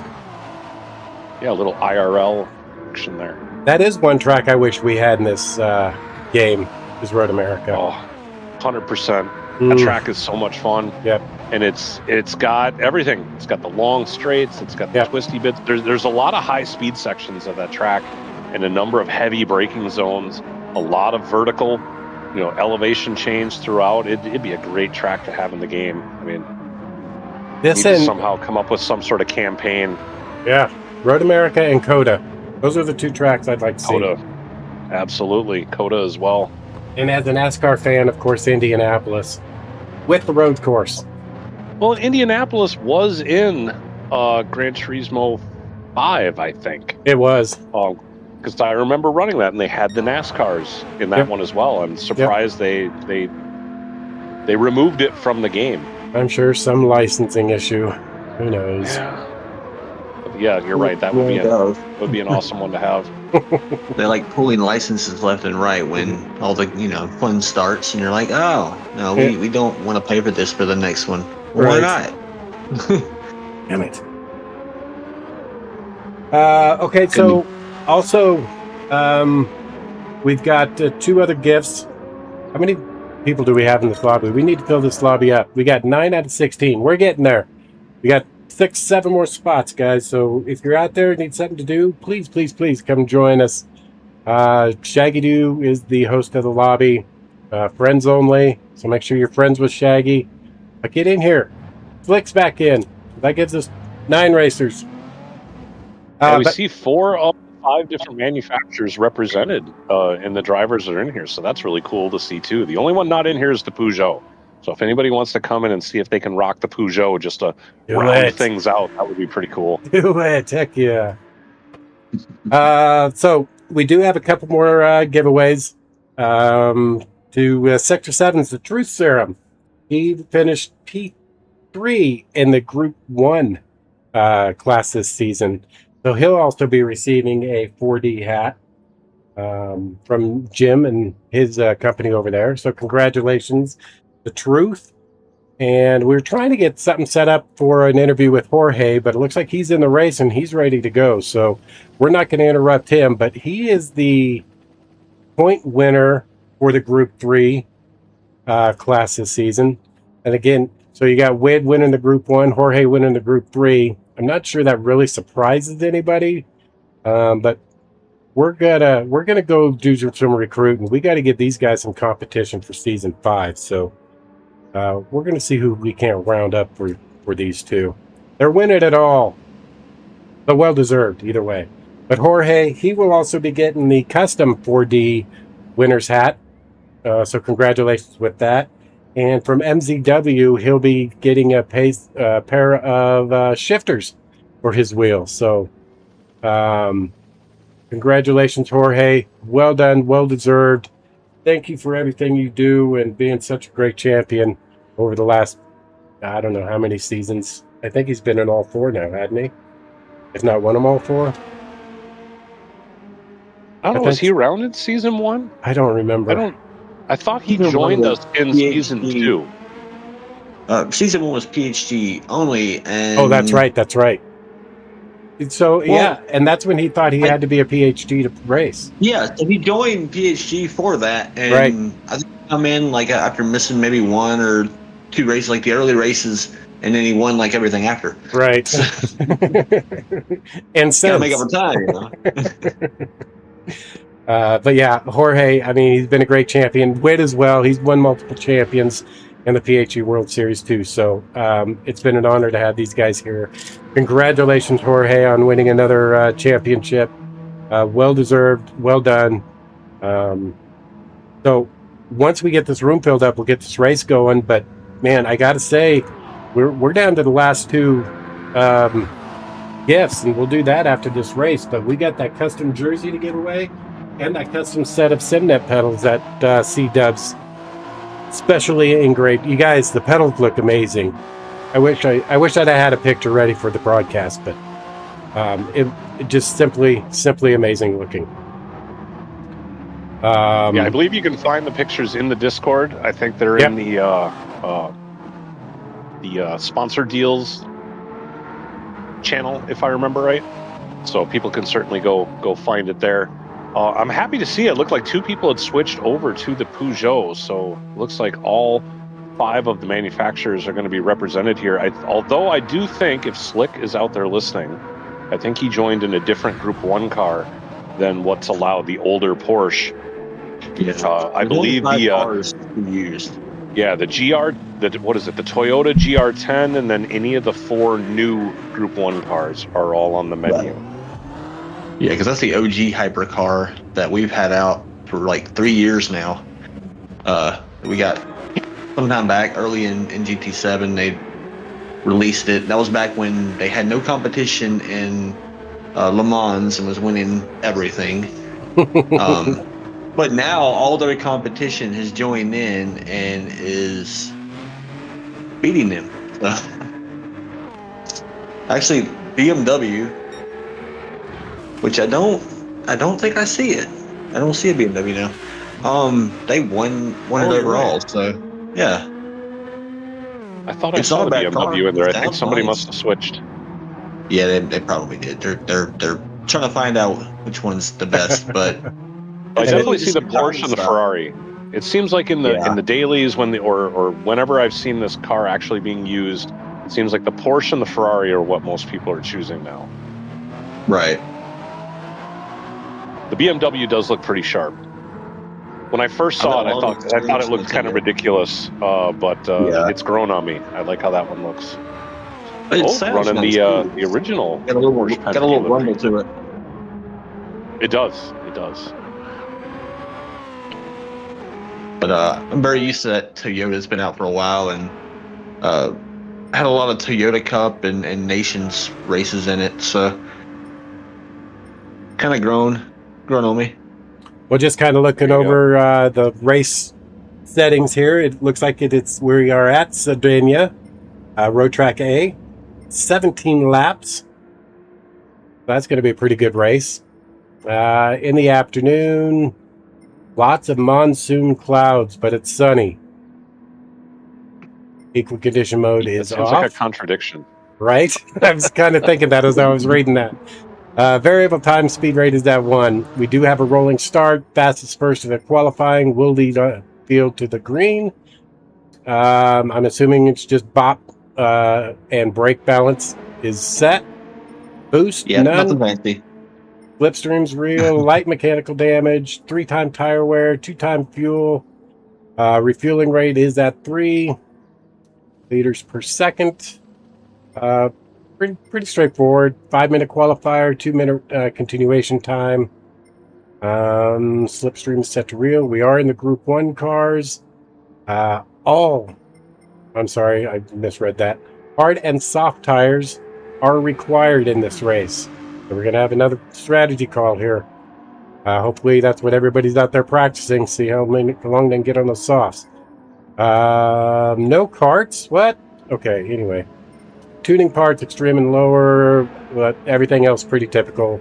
Typical dependency settings and no limitations on your assists. Pretty good setup there. This could be a really good race again with the dual tire requirement. Hards and There we go. softs. Slick coming back in the BMW. He had taken off when I had publicly admonished him for being in the wrong car, and I thought I scared him off. But it looks like he came back in the new BMW. Way to set us straight. That's funny. I'm curious to see what everybody can do in these cars. I got some practice this morning because I basically just wanted to kind of figure out the strat, nothing fancy. But they got a little work to do to get to where I got, because I did do, for the most part, most of a race, so got a little experience with what I'm doing. Nice. So you got your tire strat set. Well, yeah, I tried all the cars for at least a few laps. It's all a handling thing for me. I don't care how fast it is, as long as I can control it. It's the main issue, especially here, because you notice I picked 2 pretty technical tracks. Yep. With Highway 1, the normal way, and this one, the walls come into play. You kind of have to set it up like you're at Tokyo to make the corners work. The braking is everything. Turn 1 is dangerous if you miss that, because you can miss it low, you can miss it high. Either way, you're dead. Actually, either way, if you miss it low or you miss it high, you're in the sand. Figure that one out. But yeah, it's a tricky track, but it's always, I guess, has some good racing to it. It's a little narrow at times, but there's a lot of passing opportunities, so it'll be fun in these cars. I will say this track was a popular credit grind for a while. In fact, I had done a number of credit grind races here, typically in a Group 2 car, though. Still high downforce, still a high or a fast car. I'd be interested to see how this would work in these high performance Group 1 cars. This does, I don't know, to me this one looks like a blast. Oh yeah, I would probably suck at it, but it'd be fun. We've had some nation races here in the Group 2 cars, and I think we've had a couple of dailies. Number of dailies in the Group 3s. Early on, though, there were some weird metas for the Group 3s here. So this is interesting because I don't ever remember us doing a Group 1 race here. Like these kind of cars, not like just a particular kind of car. I think there was a Group 1 race a while ago, long before these new Group 1s showed up. Yeah, It's possible. It would have had to have been a while ago. Yeah. Yeah, I remember probably Group like 2 a year or two. on like 2 or 3 occasions, including nations, but Group 1, I don't remember ever seeing that. That's why this kind of looks foreign to me. As far as like, I don't think we've done this. Oh, and look at who we have joining the lobby here. There he is. I know we kind of interrupted his practice session. Sorry about that, Jorge. Pleasure to have you in the booth, man. Yeah, likewise. Thanks for having me. Absolutely. And I already said all this, but now that you're here, I'll tell it to you so you can hear it. But congratulations on another championship. Winner of the Group 3 season. Another strong, amazing season for you, man. How do you keep doing it? Yeah, no, I don't know. Thanks. It was fun.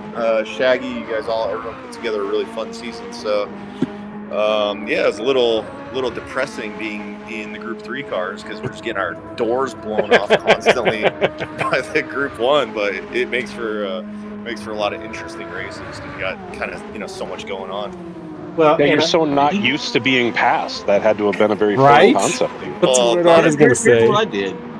Did you do like I did? And every time you saw, you're like, "Hey, Wid, bye, Wid. Yeah. Hey, Wid, bye, Wid."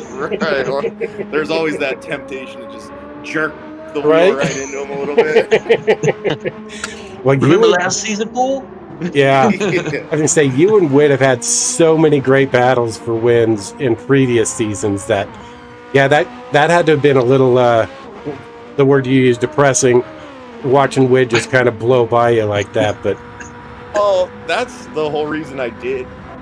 Actually, I don't know if I knew he was doing Group 1. I basically was just hoping that I wouldn't be in the same series as him because I was like, I just wanted to have a chill season. I was not sweating this last season at all. I just wanted to relax and not have to worry about trying to beat him every week. right. Well, with that being said, Shaggy had announced earlier that the next season is going to be manufacturers, all Group 3. So that relaxing you were just talking about is certainly going to go to the wayside. What do you think about that for the next season? No, yeah, that's cool. I'll be ready by then. I just needed a break. I'm just burned out, and so. But I think Shaggy mentioned the other day it's not starting until January. So yeah. I should be ready to go by then. Good time. Yeah, we got one league finishing up, then it'll be the NRL, and then after that's done, 2-3 weeks after that, PHG Season 5 will be starting. So I'm waiting. I keep going back and forth whether I want to race it or not. I really missed racing this for Season 4, and I spent a lot of time in the booth, but I spent the whole time Here's in the the thing, booth. though. You can jump in whenever, in particular for the Daytona race that you know is there, which I actually tested. Or I get to design a race, which is going to Yes, be... you do. You still do. The Green have you Hell, decided? which I know is your favorite track. So that's what you... Okay, so that's the first announcement of that, because I didn't know which one you'd picked yet. Yeah, and it'll probably be, wet at some point. So if that's not enticing to join in, I don't know what it is. Well, Are you going to make it an endurance race? Is it going to be a long one, or? The booth sounds better already. I think I'm limited. I'm limited to like 90 minutes or something, and probably... Yeah, that's so we don't, spend like half a day doing 2 races. Right. Yeah, and I probably won't even make it that long. Like whatever the normal length of the race is, I'll just make it that long. Yeah, they're going to be about 45 to an hour. Yeah, there you go. Counting qualifying or whatever. Right. So for me personally, nothing too crazy. Yeah, for me personally, I mean, yes, everybody knows I hate the Green Hell, but it doesn't mean that it doesn't provide great racing. And I know the track.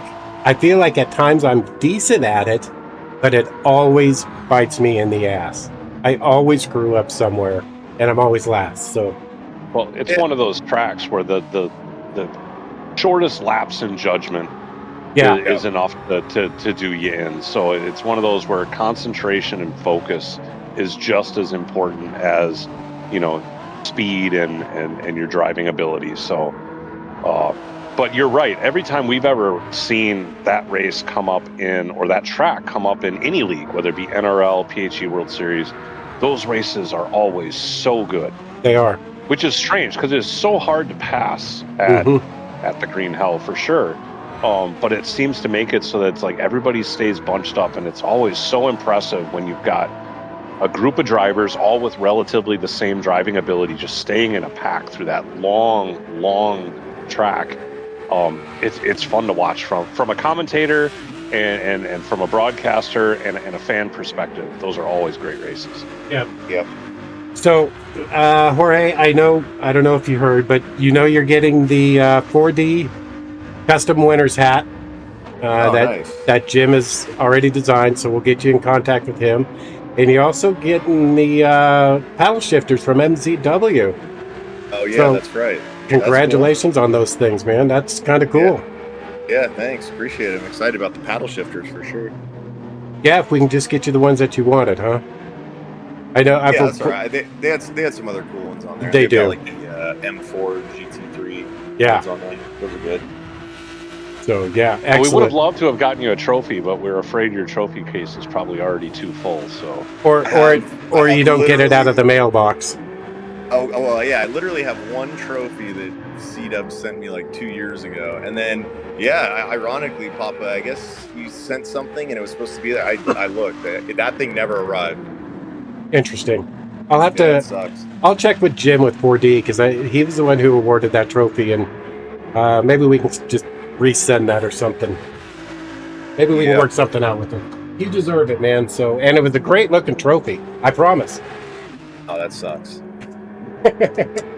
Actually, I think Sal and I just saw the picture of it again today when we were going through stuff, getting ready for tonight. So, My mail thief has that sitting on their desk or something somewhere. right. Hey, look, I'm Jorge. Right. That's well, great. Shaggy's got one of those trophies. He won it at the Joker Series Le Mans race. So, Were those little plaques? Yeah. Yeah. Those are cool. yeah. Well, it was a rain race. I had to win that one, you know. That's funny. Well, And Jorge didn't enter that one, so you got to win it. yeah, right. Exactly. I had competition. I mean, I didn't see them, but they were there. I felt like I told everybody I felt like Jorge that day. I was like, I don't see anybody around me. I don't. Is this a time trap? Not to That's be the mean, nice but thing I'm about like, Le Mans. yeah, you can stretch it far. Yeah, like it's hard to lap people, so you get out on your own, as opposed to a shorter track where you ultimately end up passing people, so you still have traffic. It's like a 40-minute rendition of Baby Shark. And I think, honestly, if it's a rain race, the only competition you're really going to have, Shaggy, is if your controller has stick drift of some sort suddenly. Well, right now it doesn't. So, yeah. We got... So, because it stopped being a pain in the rear, because we got some upgrades, like the real Aston Martin. They just got some upgrades, so they're quicker now, so I should be quicker as well. It's green. Oddly enough, though, when the stick messed up the other day and the little rubber piece fell off, I had a little piece of yellow, like surgical, it's just like a glove, and I glued it on there because I needed a little rubber piece because the other part's kind of hard. But it looked like one of the cars that we have on here, the default livery for an Aston Martin. I was like, wow, I didn't even know that was a thing, but now I have two of them, and one of them sucks, so it really is like F1. Well, Jorge, again, congratulations. Thank you for joining us in the booth. We'll let you get back to some practice before we get this race started. We got a couple more spots open, so if you're out there, want to race Jorge, see what you're made out of, better get in here now. Yeah, I'm going to take it easy on this one. But real quick, did you guys already do the drawing for the Simnet pedals? We have not. We'll be doing for the custom jersey from 4D, and the Simnet pedals will be after this race. Oh, nice. All right. Well, yeah, thanks for having me. Good talking to you guys. Absolutely, Jorge. Always, Jorge. Pleasure all the time, Take it man. easy, Jorge. See you later. Well, there you go. That's our Group 3 championship for Season 4 at the PHG World Series. Congratulations again, Jorge. Always a class act. Always great to have you around, man. I was just going to use that term. Jorge is a class act for sure. Yeah, absolutely.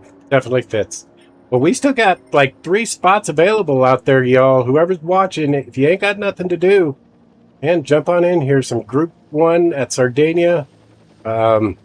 Definitely Does not look like we need to call out Cole here, who is in the Nissan R92 that is not allowed in this race. So Cole is, which he probably is. He's going to need to switch that car up. Let's see if he's out on track. There he is. He's got his typical green and gold livery on. Yeah. He's going to have to switch to either the modern car or the GR10. Those are the ones allowed in this race. He must have heard me. Well, yeah, I think Shaggy just sent him a message too. I don't think he enjoyed that. He was like, "Oh, damn it! I just spent 10 minutes practicing." The R92 is one of my favorite Group 1 cars before the more modern ones came out. I've always liked the Nissan R92. I know a lot of people seem to like the 787B, but there's something about that Nissan I really enjoy.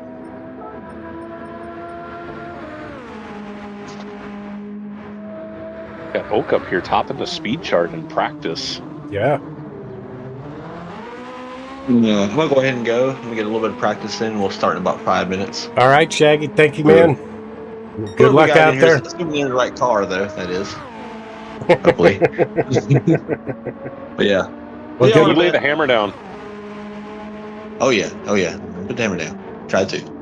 Until Jorge takes it away and throws it the other way. Just don't pick up my hammer. Leave my hammer alone. Well, if it's Milnor, he can only pick it up if he's worthy. That's right. That's right. Dude's gonna dunk it at somebody's head. I think he's worthy. If there's anybody in the lobby that's worthy, it's probably Jorge. I don't see Wid, so yeah. Wid didn't make it back. But Oak gave him a run for his money this last season, so he did. I'd be anxious to see if Oak can keep up with him. But see you in a bit. Or Florinoda. All right, Shaggy. Good luck, man. I mean, there's a number of fast drivers here, but yes, Shaggy, you go ahead and get that practice in. We'll get this thing underway shortly. There you go, Mr. Casual out there. I believe that's another one of his Hot Wheels liveries. Looks like it. Very nice. In the Porsche. Let's see, did Cole switch up his car? Looks like he's back out on track. 6th place. He's in the Ferrari.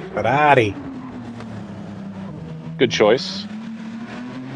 It's the wrong color for him, but right. Good choice. Let's see, we got 12 people out on track right now. That leaves us space for just a couple more. Shaggy said we were going to get going in less than 5 minutes here, so if there's anybody out there on the fence, come on in. Looks like we have spots available for 3 more drivers. And I'm going to reset the broadcast really quick, Sal. Looks like we've got some more of that audio lag again. I'm not sure what's going on with that. Give me 1 second, guys. All right, here we go. We're going to tap into the matrix here. We're going to go dark for a second. We're going to pop out with some newly acquired knowledge. That's how it works in the Matrix, right? Yeah. Or no, you don't go dark when that happens. What am I thinking? Hopefully it worked. I didn't even see it go dark. That was a little quicker this time. Fast. Yeah. Flux Flare parked on the side of the road. Again, I'll mention that I was at Road America last week. That very car ended up getting bumped off by the Cadillac late in the race and just barely slid into the dirt. Just the rear tires were in the kitty litter and could not get out. Ugh. Ended up sitting there just spinning the tires, waiting for the safety truck to come out and pull him out. Did get him out before the cars all came around, so he stayed on the lap. That's but good. He was obviously very upset. Yeah, I can imagine. And could you imagine being the driver in that situation? When your tire goes in and won't come out, you're just stuck. It's like, oh, shit. You know, the Right. whole world's watching. Your team's back there shaking their head. You're feeling like crap. Guts just doing flips. Oh my Lord. Well, and you could feel it.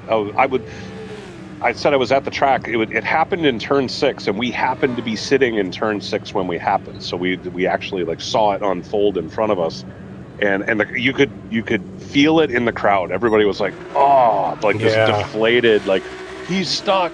He was spinning the tires, just smoking them, even though because it seemed like one of them was maybe touching something, and the other one was just freewheeling, and the thing just would not move. And when they towed him out, he like opened up the window and was like motioning the guys like, unhook me, let me go. And he almost ran over one of the track workers to leave.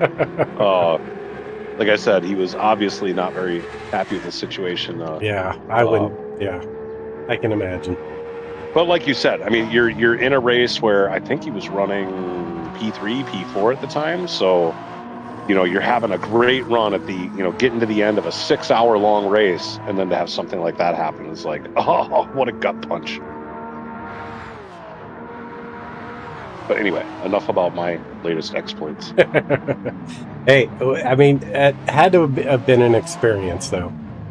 You know, you said you were T-Case, and T-Case goes on and on about where you guys stayed, where you camped at for a few days. He enjoyed the whole experience himself too. So yeah, he couldn't stop raving about it. I had found this RV that a family rents out as an Airbnb. It stays positioned. It's not an RV you can take, or you could take, but that's not what they allowed. So you can go stay in their RV when they're not using it. They Airbnb it out, and I discovered it the first year I went to Road America, and they had also just started doing it as an Airbnb. I think we were the 3rd or 4th people to ever stay in it. And every year we've made sure to go out and reserve it well ahead of time, so nobody else has been able to find this find out there. That's cool. Because all the other Airbnbs anywhere near the Road America track are way more expensive, and they've kept their prices reasonable because it's not marketed as a, hey, come here for the race. Their Airbnb is more of this is the countryside. We have trails, we have, livestock. They've got goats and turkeys and kittens and chickens and that's what TK's was saying. There's all kinds of animals. Yep, just running around. I think she said they're up to like 100 chickens or something like that. Oh my Lord! If you ask, they'll give you fresh eggs that you could then make eggs every morning if you want, because they got like a bajillion of them. That's what but there's one particular chicken that like fell in love with me. I was sitting around, it kept like walking around my legs. I was like, "What's your deal, chicken?" Salamander, the chicken whisperer. Yeah, something like that. But T-Case was infatuated with the kittens. There was like a that'd be me. Letter of tiny kittens. There were like a dozen of them running around, and they were cute as all get out. But yeah, that'd have been. But me. anyway, this RV, it's like out in the middle of nowhere. It's about 20 minutes from the track. So as I like to say, you can go to the track where things are loud and obnoxious and adrenaline and burnt rubber and all this. And then at the end of the day, when you need to relax, we go out to the RV and it's quiet and serene and just beautiful out there. So you get both ends. I do want to go to the track and camp there one of these years to get the full race experience for 4 days. But I gotta say, there is something nice about just getting out in the quiet and getting a good night's sleep. Yeah. Well, here we got Shaggy. He's about halfway through his first hot lap. While he wraps this up, I do want to remind everybody to please hit that like and subscribe button. I appreciate the support. They're free buttons, and it only helps the channel. We'll keep these things coming to you, man. Keep these events coming your way. Absolutely. I'll mention that we do, certainly the PHG World Series here.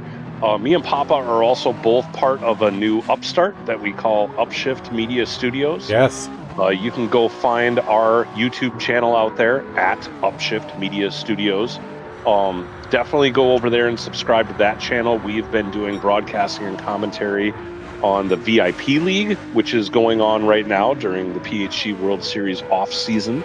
In fact, we're going to be doing a broadcast tomorrow night. They're round 3 Saturday division, so definitely go check that out. So while you're hitting buttons here on Papa's channel, go check out the channel over there as well to support what we're doing over there. Please, please, please. We will beg. We will beg. We'll beg for subs. Outstanding. Well, we got Jorge. Right, looks like Jorge. Yeah. Yeah, I was just going to say, Jorge's topping the speed chart right now with the 130.2. We did see somebody in practice, I don't remember who, had gotten down into the 129 range. So I suspect if anybody, Jorge should be able to crack that 130 mark, and maybe we'll see some other drivers get down there as they burn off some more fuel.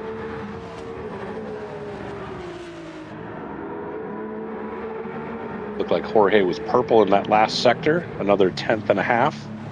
He's going to have to shave off about another 1/10 to get down into that 129 range.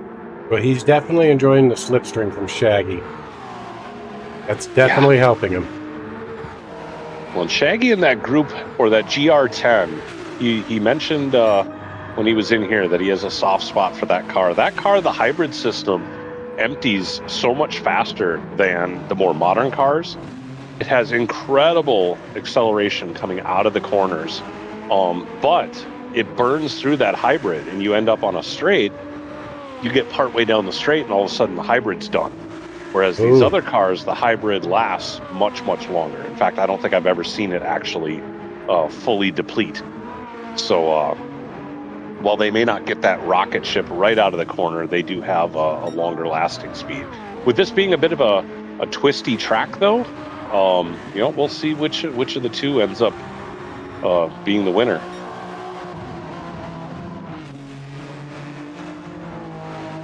Here we go. I think we saw Florinota was about 1/10 of a second purple, and we are already on the final lap. Yeah, went quick. Qualifying here.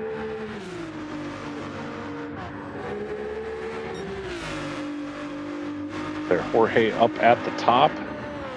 Only has a couple more turns left to go. Ooh. I think 2 more turns technically. And he quit back to the pit. Did he hit the wall? No, he got really close. He definitely pitched it. Let's see, Flux with a 130.3. We just saw Flux do an excellent race in the previous race at Grand Valley in the Group 3s. So He did. here, Group 1 at Sardegna, this should be a totally different thing, but showing, there you go, a 129.7. Down that 129 range, Flux Flare, no joke. Florinota down to a 130.1, just sniffing at that 129 range.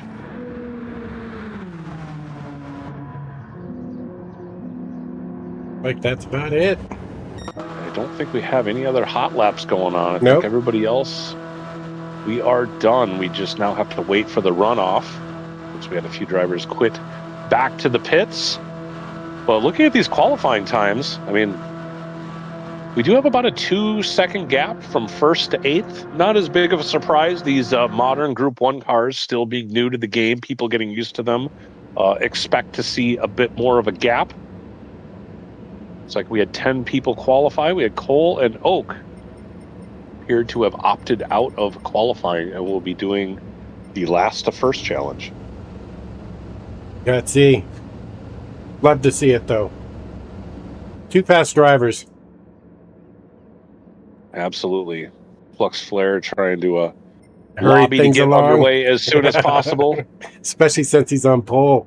He's like, let's go, let's go. That's great. All right. Well, once again, these drivers do have 2 different competing tire compounds to have to use, the racing hards and the racing softs. We'll be interested to see who starts out on what. Yeah, hards and softs. You're going to definitely see some big differences in speeds based on the tires they start on. You're going to definitely see Absolutely. the people on softs either run away or come through the field really fast. So Well, it's always one of those where once you put a bunch of laps on one of them, you switch to the other. It's a vastly different feel. Yeah.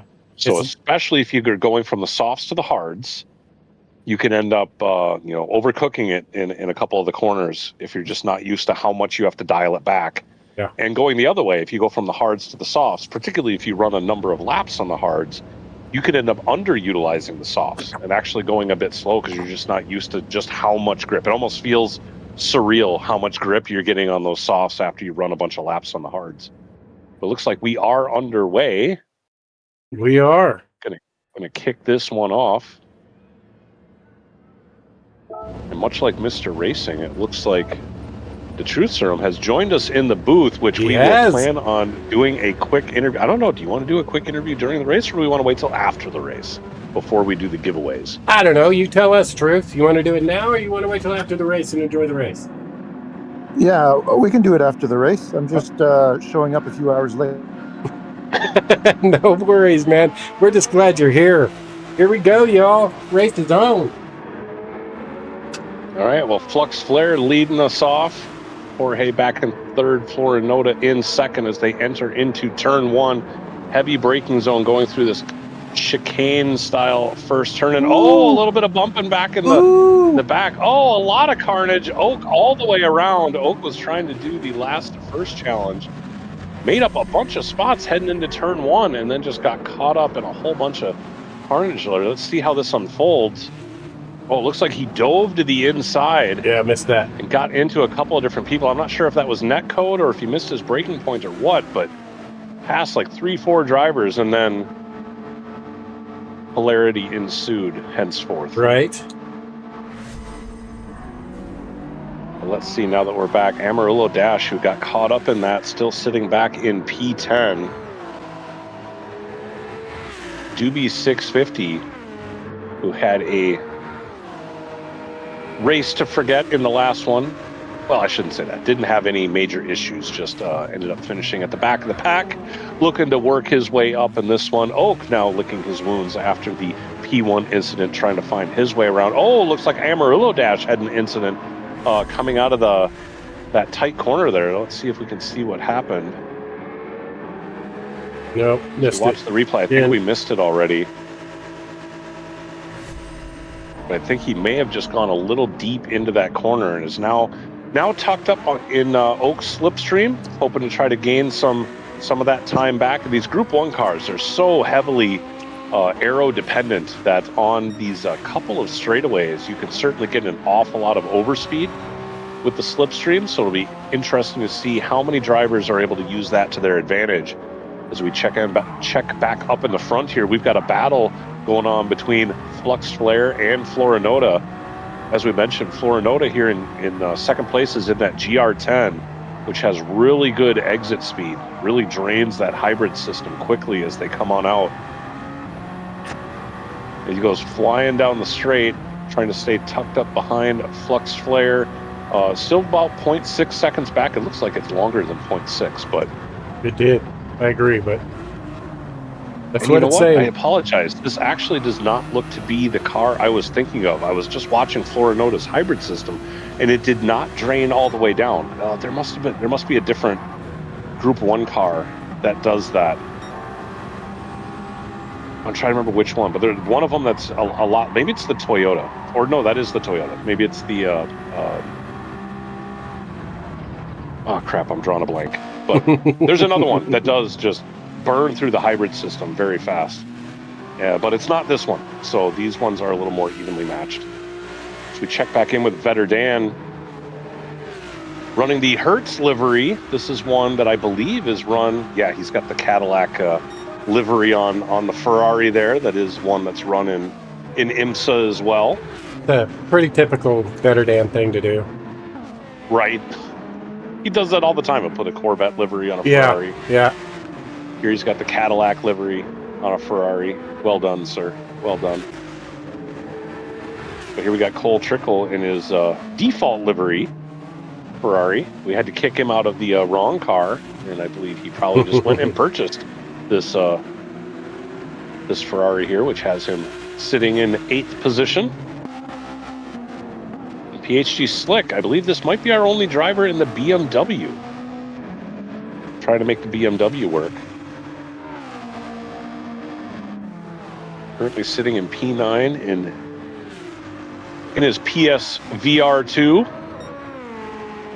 Trying to see everything around him is certainly going to be an issue, especially in these tight Group 1 cars. As we check back in with Flux Flare, he has opened up a 3.6 second gap. Jorge has actually lost a spot to Mr. Casual, who's worked his way up into P3. And it looks like Mr. Casual is all over Florinata as a battle for P2. Actually, 2, 3, and 4 are all relatively close together. We got a GR10. We got Jorge in the Ferrari, and Mr. Casual, I believe, is in the Porsche. So 3 manufacturers represented here. It's always nice to see when you can get a good battle with different cars.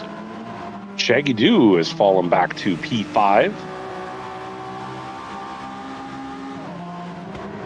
He started up in, was it P4 or P3? No, I think he was P4, P5. Okay, maybe he is about where he started then, but 3.3 seconds behind Jorge, followed by S to C in the Peugeot. He's got the Paul Davis decal on the rear. What is that called? The thing that goes down the center of the car. Yeah, I don't know. It's not the wing, because the wing's on the back. It's not a diffuser. Man. It's not a splitter, because the splitter's on the front. I don't know. Anyway, but there it is. In fact, he's got all of them. He's got MZW, he's got 40 Raceway, he's got Simnet all on the side, well represented. Thank you, S2C. S2C 2 seconds behind Shaggy Cole, trying to track S2C down. 1.5 seconds back. Following Cole, we've got Vetter Dan. 2 seconds into his rear view mirror. In his Ferrari-Lac. Ferrari-Lac. I like it. PHG Slick, 2.2 seconds behind. And then K Naranjo, a.k.a. Oak. 6.5 seconds back from there, trying to work his way back up after starting in last position. Did not qualify. Then in P11, we have PHG's Amarillo Dash. And then in P12, we've got Doobie 650. Looks like Jorge is currently sitting with the fastest lap at a 1:30.050. Riding along in 4th place, trying to get caught up to Mr. Casual, who appears to have lost a little bit of time to Florinota.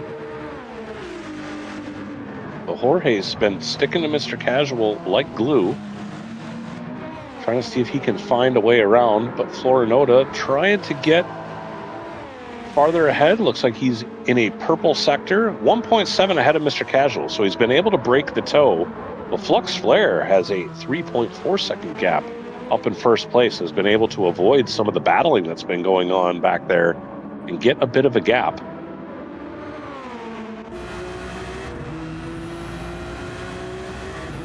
Just a few moments ago, Jorge was right on the back of Mr. Casual, but appears to have lost a little bit of time. Still has the slipstream. You can see that delta coming down as they go down the long straight. Probably not enough time to catch him, but we're going to see if he can close in on him some more as they get through the twisty bits. Ooh, Mr. Casual getting a little loose there coming out of that little mini chicane. Lost a bit of time. Jorge's been able to close up to within 0.4. Couple of slower speed corners here as we get up to these. I don't know if that's a church or some ruins straight ahead, but now you've got a faster sweeping left-hander. A ruined church. You really church. try to carry some speed. Like Mr. Casual also got a good exit coming out of that corner. You've got a nice long straightaway here. Carrying as much speed out of there is going to make or break your lap. Jorge really getting closed in on, but we got a battle back here in P5 between S to C and Shaggy. Looks like Shaggy's lost the spot to S to C. Ooh, but S to C goes wide in the tight left-hander there. Shaggy was able to get up alongside. They are still side by side. Shaggy looks like he's going to get the move done before we get into the next set of corners. This is a tricky one, where again, you try to carry some speed through there. Oh, Ecstasy touches the wall, gets a bit loose, does not lose the car though, keeps it on the track, but lost a spot to Cole, who was able to get through there. Then Cole goes super deep in the next corner, allowing Ecstasy to catch back up. They are side by side as they are going to be getting onto the long straight. Cole does able to nudge his way up in front. Ecstasy tucked into the draft, may be able to get the slingshot as they make their way down to turn 1. Not quite going to be able to get it before they get into the corner, but here they are in the braking zone. Going to try to get the cut back through. Cole, though, with a nice, solid move through there. Ecstasy a bit squirrely on the exit. That battling that those two did, Vetter Dan has now caught up and back in P8, only 6/10 behind. We now have a 3-way battle for 6th place. Vetter Dan smelling a little bit of blood in the water, hoping these two continue to battle, giving him a chance to maybe sneak in and snag a spot or two. And Florinota has caught up to Flux Flare. After Florinota was able to break away from that battle with Mr. Casual, has been able to run Flux Flare down in relatively short order, is within a second. Yeah, I have to believe that older GR10. I have to believe Flux had some sort of issue. Ooh, as Mr. Casual did too. Coming out of that turn back here. A little wiggly in the rear. We call that junk in the trunk. Oh, there he goes. Yep, onto the grass. We know Mr. Casual is a controller player, so that's a little easier to catch that kind of a mishap, thankfully. But it looks like Jorge has gotten around and has put a bit of a gap on Mr. Casual. So the incident he had coming out of that final corner looks to have cost him dearly on that long straight, and Jorge has gotten the move done.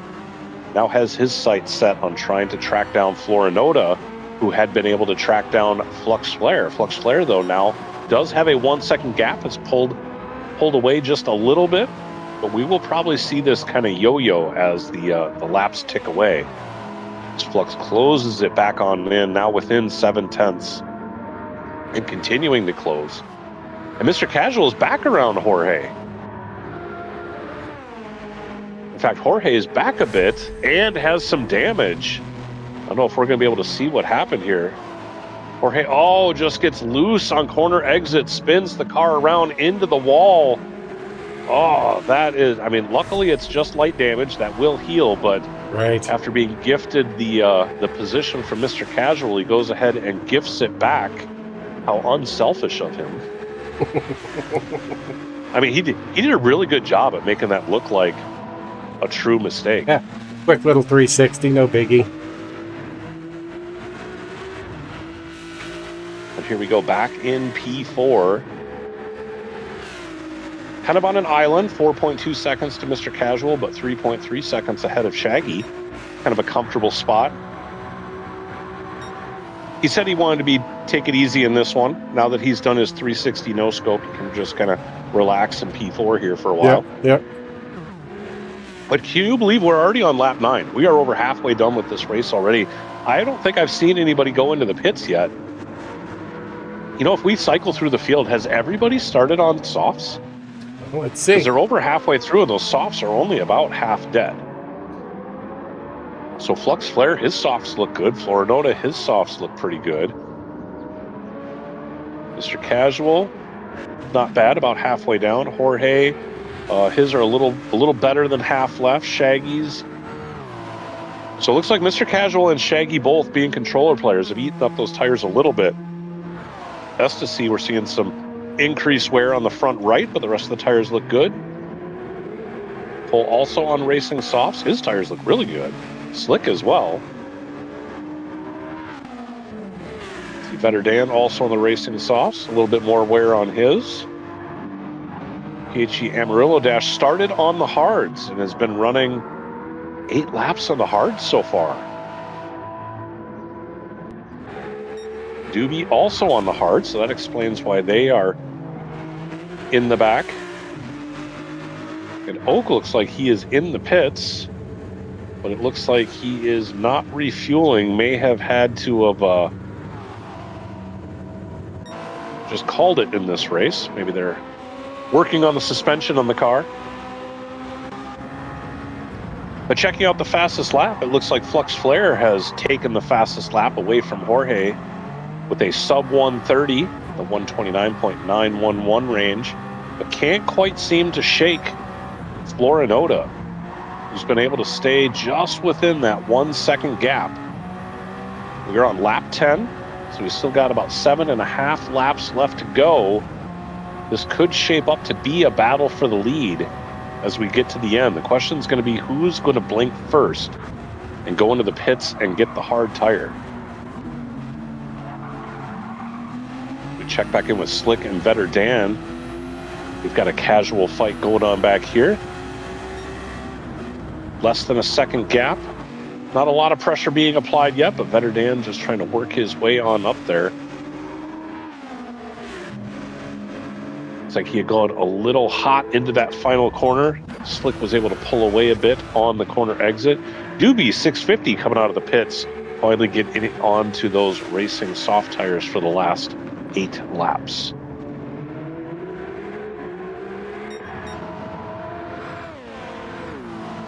Florinota holding the station right at that 0.7, 0.8 seconds behind Flux Flare. Again, Florinota has been impressive on his tire wear, still looking at about 50%. So still plenty of tire left in that car. We do know that the tires wear faster as you get them worn down. The first 50% goes by slower than the second half of the tire wear. But at this pace, could potentially run the tire all the way to the end, but knowing that the racing hards are required, could be just 1 lap on hards. Right. That would be my strat, I think. I think Florinota and Flux Flare have been managing their tires good enough for that strat to work. It's going to be strange. That last lap is going to feel so slow after they run. You know, if they're going to do 16 laps on these softs, even the worn softs are going to feel much better than a cold set of racing hards when they get put on. So that last lap will be a matter of, you know, getting comfortable with it as fast as possible and maintaining control of your car. We saw in that last corner there, Flux Flare went a bit wide. Florinota thought maybe that was his chance to make up some time, but then lost the rear end and spun up those tires coming out of the corner. Did not lose the car, but did lose some time.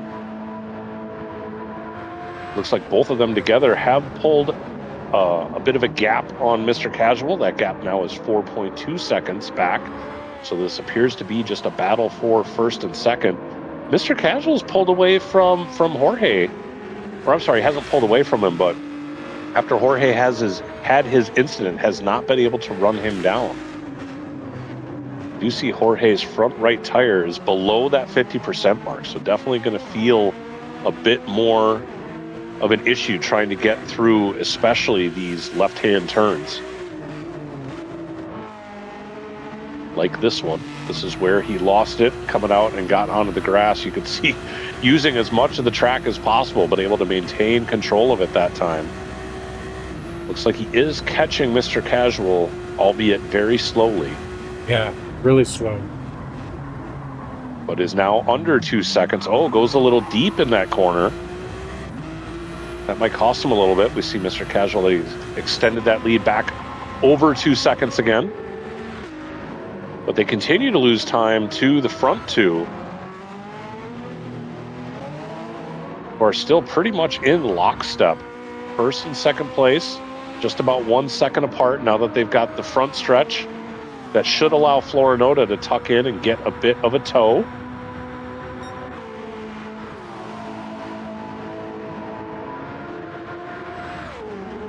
Like he's not able to use that toe to his advantage, was not able to get that delta to come down on the straight. So Flux Flare now going to try to get away as they get through some of the twisty section here. Trying to get it up over 1.1 seconds, but not quite able to get there. These two are very evenly matched on pace.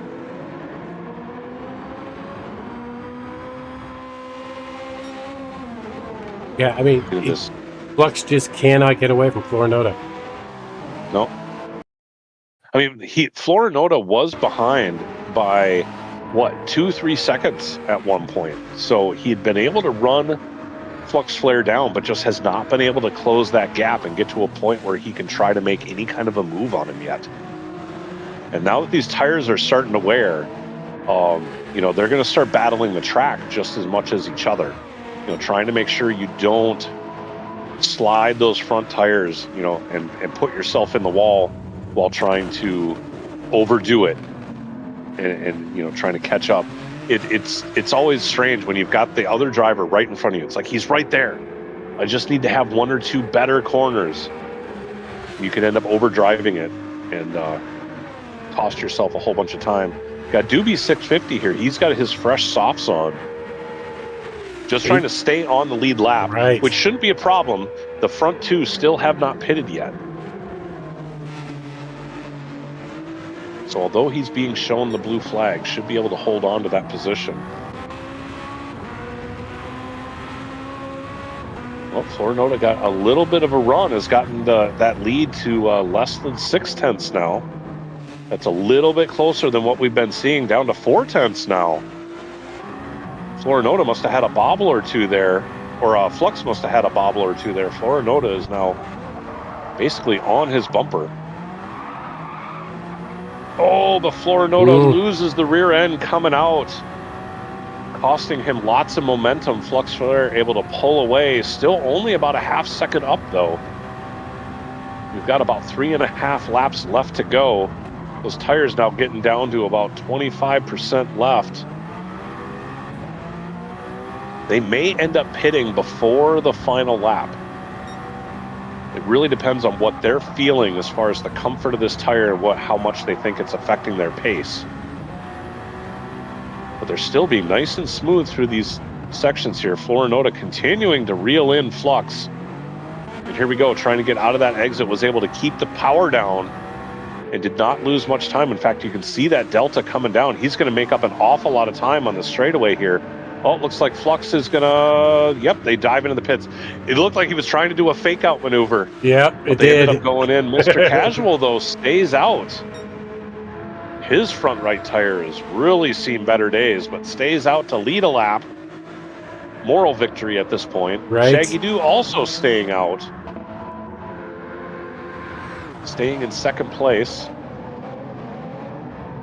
Jorge and Estussy have also dove into the pits to switch off of their softs onto the hard compound. Now we know Shaggy Doo likes to drive on worn tires. Absolutely. So the fact that these are worn down may not be affecting him much. He may get a couple more, obviously he's getting at least one more racing soft lap out of this tire. And you can see his lap 14 was a 1:31.8, which is right on pace with his laps, 12, 11, 10, 9. I mean, he hasn't, as much as those tires are worn, he has not lost the pace yet. So he'll probably continue to stay out until those tires really start to give out. Although, looking at how low they are, they're not going to last much longer, even with Shaggy's skill level. But, man, back in third and fourth, Flux and Florinota, this battle continues. Again, right around a half second. As I mentioned before, both these drivers right now are just trying to get comfortable with those hard tires, trying to drive them as hard as they can and keep as much pace as they can without overdriving the car at this point. Looks like Mr. Casual and Shaggy both stayed out for another lap. Big slide coming out. That gives Florinota the ability to get by. Flux had a big moment, did not lose the car, but lost all sorts of momentum. Gave Florinota that opportunity he'd been waiting for. Big exercise in patience there by Florinota, just waiting for the mistake, and he finally had it. But Flux coming back was looking at trying to take a move on the inside, but wasn't quite close enough. Is going to tuck in behind Florinota as we have just 2 laps left to go. As they're again still trying to get the temperature into these racing hard tires to see if they can get the grip level up in order to try to make a move. Flux still all over the back of Florinota, less than a quarter of a second separating the two. So Florinota, although an opportunistic, able to get the pass done, is not able to get away. Oh, he did have a better exit out of that left-hander, extending that lead to over half a second. They come into the heavy braking zone to the left here. Flux tucks up in on him, but on the exit, Florinota getting a little bit of that gap back. Let's see, Mr. Casual and Shaggy, I presume, will be coming into the pits this time around. No, Mr. Casual stayed. Nope, he is going to come in. Okay, they haven't quite gotten to the pits yet. Shaggy finishing up lap 16. Oh, yeah, they have to come into the pits because they have to do one lap on hards. We are on to the final lap here. Holy crap, this race went by quick. It did. Florinota still out ahead, only a half second, taking a defensive line, trying to break the toe. Flux Flare just trying this last lap to see if he can get his spot back after that error. You can see he's driving that car hard. The rear end got a bit loose coming out of that corner again. And Jorge has pulled up to Mr. Casual a bit, now only 1.2 seconds back. Mr. Casual is going to need to make a mistake, though, in order for Jorge, I think, to have a chance at getting around him on this last lap. Shaggy Doof has fallen back to P5 after staying out for those extra few laps. Ecstasy back in P6, doing a little bit of off-roading, but keeping it pointed in the right direction. Better Dan back in P7, Slick in P8, PHG Amarillo Dash P9, and Doobie 650 in P10. If we check back in with our leaders, Florinota has finally been able to pull away, has broken the toe, almost a 2-second gap on Flux Flare. I would imagine Flux has probably been driving the wheels off of that car trying to get caught up. A couple of mistakes may have handed the victory to Florinota here.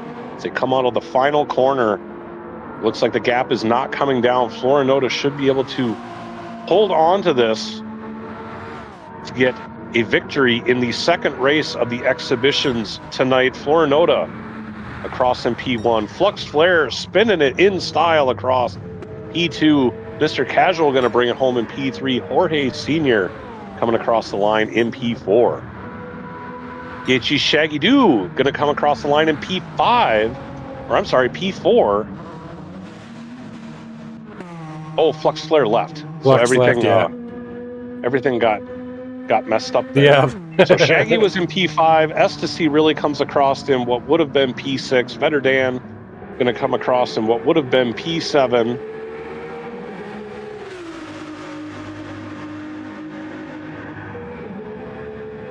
It is Hertzmobile,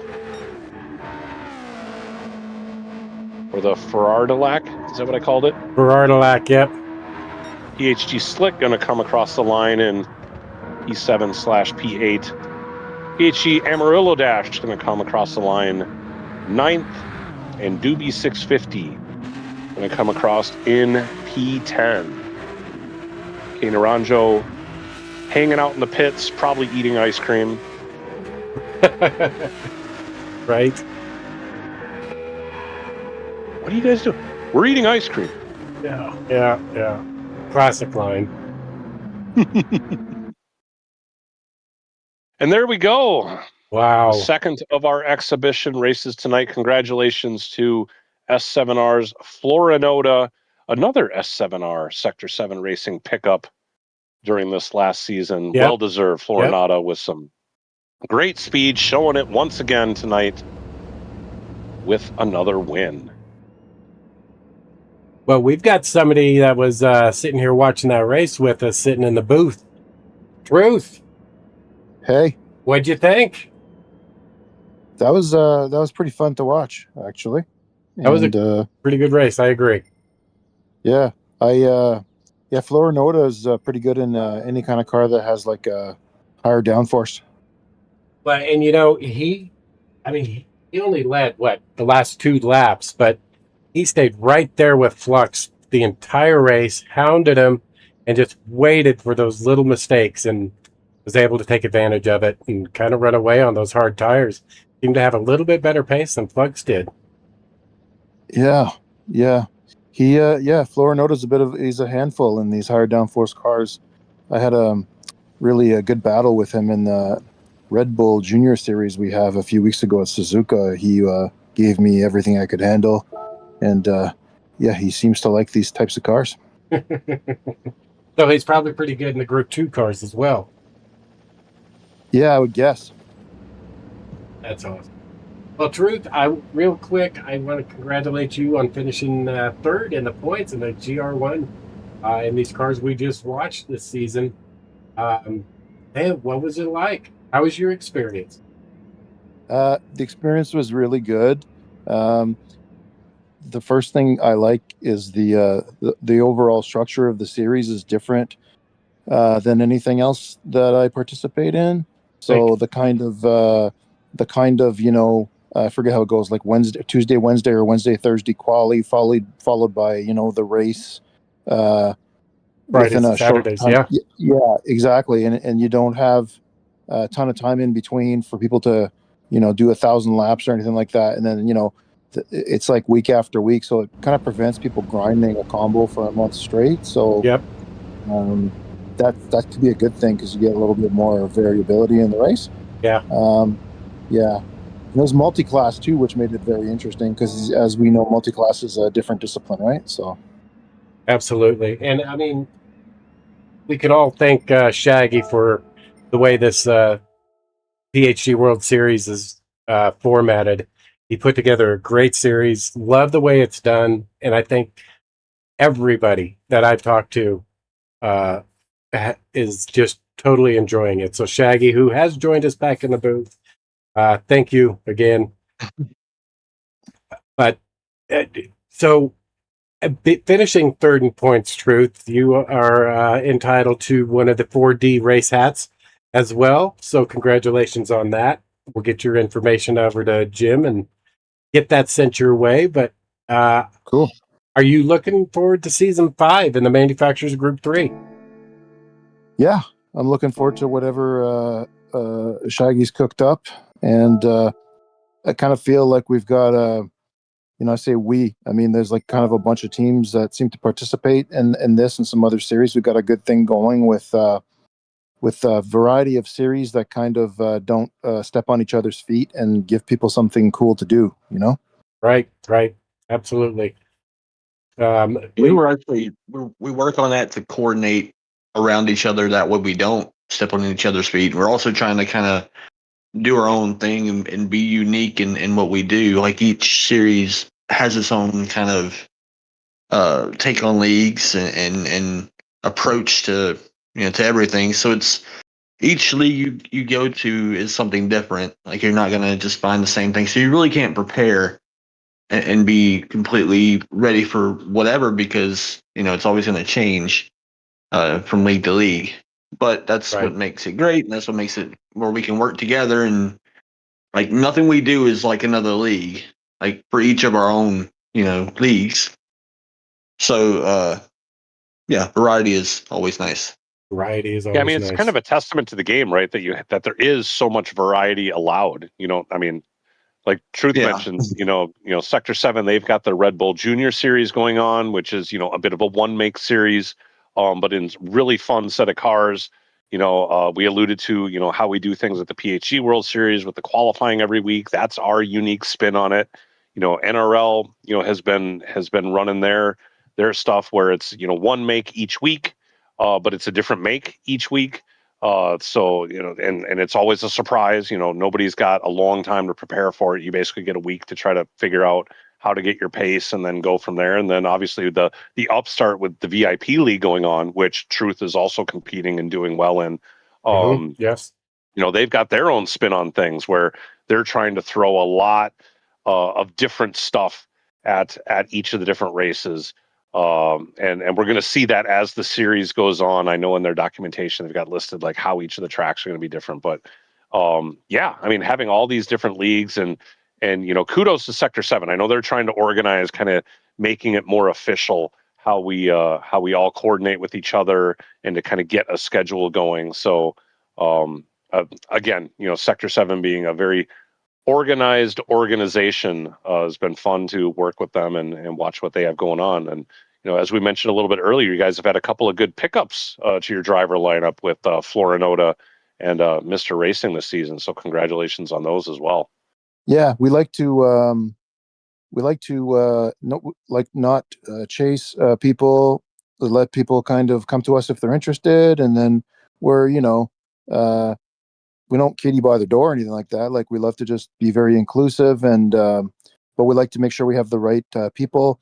And the two guys that you named there are a couple of really nice, kind, courteous young gentlemen, and that is like really important to us. So a couple of young guys with good heads on their shoulder who are very respectful and courteous to other racers, which is really important, and also happen to have some pretty good talent. So it's really nice to have them on board. Really happy about that. Yeah, you should be. I totally agree with Sal. I mean, great pickups for your team. Yeah. Oh, the thing Salamander said too is, I'm very interested in that. The whole thing about, I guess, the impetus for kind of a little bit of coordination. Like, Nuke and I were often on late at night together, just goofing around or whatever, and we kind of said to each other, it seems like there's like an organic thing where these series are all different, fun, and aren't kind of stepping on each other's toes, which I guess was already a little bit of an idea between NRL and the PHG stuff. Yep. And then I was thinking, like, wouldn't it be great, like a long-term view, if you had almost like a loose, like, I don't know, like a PGA tour, like we know like our 4 or 5 things that we like to participate in every year, and everybody's kind of like sharing resources, but like each series is different. So let's just, maybe we'll make an overture and like not do something like that right away, but just kind of like dip the toes in the water of coordination, if you will, Right. Yeah. So anyways, I was really happy to hear that people were receptive to that, because I think that has like really great potential, to integrate some things, but still let everybody do their own thing. So. Right. Yep. I totally agree with that. Great plan and great stuff right there. Yeah. Absolutely. Anyway, but I really love that. This is all about PHG tonight, and I really love what Shaggy and friends are doing. So that's why I agreed to show up, even though I showed up hours late. My apologies. That was no worries. No worries. Old man brain combined with other commitments. I understand that. Yeah. We're lucky we started on time. Right. That is true. Well, thank you, Truth. Again, it's a pleasure. I love racing with you. I love watching you race, and I love having you part of the PHG World Series. I love watching you in the VIP League. You're always a pleasure to be around. So thank you. Thank you for being here. The feeling is mutual, and thanks everybody, and thanks for being such wonderful, welcoming, kind hosts, and look forward to speaking to you guys soon. Thank you. Absolutely. Have a great night, man. Sounds good, Truth. Yep. Have a good one. Bye. All right, guys. Shaggy, Sal, we've got a couple things to give away still. Right? We got a custom jersey, and we got those Simnet pedals. So I think we start with the custom jersey. Let's do it. I think so. That'll work. So let me pull up the wheel here. We got I understand you've got all the names onto a random wheel to spin here. Let's see if this works. First spin is going to be for the custom jersey. Yep, and you can see we got the whole list of drivers in there. 48 entries, and basically how the entries work is anybody who competed in the PHG World Series for at least 5 races got 1 entry. The 2 finishers that finished 3rd in points in their respective divisions got 2 entries. 2nd place and win the points got 3 entries, and the winner of each division, Jorge and Wid, they all both got 4 entries. So that's how you get to the 48 total entries. And all I've got to do, I guess, is just click this wheel, and it's going to spin. So the first thing we're going to give away is going to be this jersey. custom jersey from 4D Racewear. All right. It's like Wheel of Fortune on steroids. Let's right. do it. I mean, look at all of this. 48 It does. going around here. It's throwing me off how not a circle it is, but it works. I know. I wish I could just start the wheel and just let it sit here and spin for like 10 seconds, but it does it on its own. So here we go, you guys. 3, 2, 1. For the custom jersey. Oh, just went to Mr. Casual. Nando Mr. just Casual with made the late that. race pass. Yeah, he was. That was close. Right? That was great. Wow. Mr. Casual, let me make a note of that so I don't forget that. Like Truth said, got that old man brain. So, Mr. He says in the Casual, chat, "Oh snap!" oh, He's snap. freaking out. Mr. Casual with the custom jersey, congratulations, sir. Mr. Casual, as most of you know, was a commentator for quite a bit of the PHG World Series Season 4. Also one of our broadcasters. Oh, yep. One of the broadcasters did that himself, commentated, did a lot of stuff in the background. Honestly, well-deserved, Mr. Casual. Congratulations, man. So we're going to remove his name. That'll put us down to 47 entries. And now we're going to give away some SimNet pedals. I know C-Dubs is hoping to get this so he can save on shipping. Right. He's already there. He's got to plug them in now. All right, All so right. who's the person that's the farthest away? We need one of our Canadians to win this.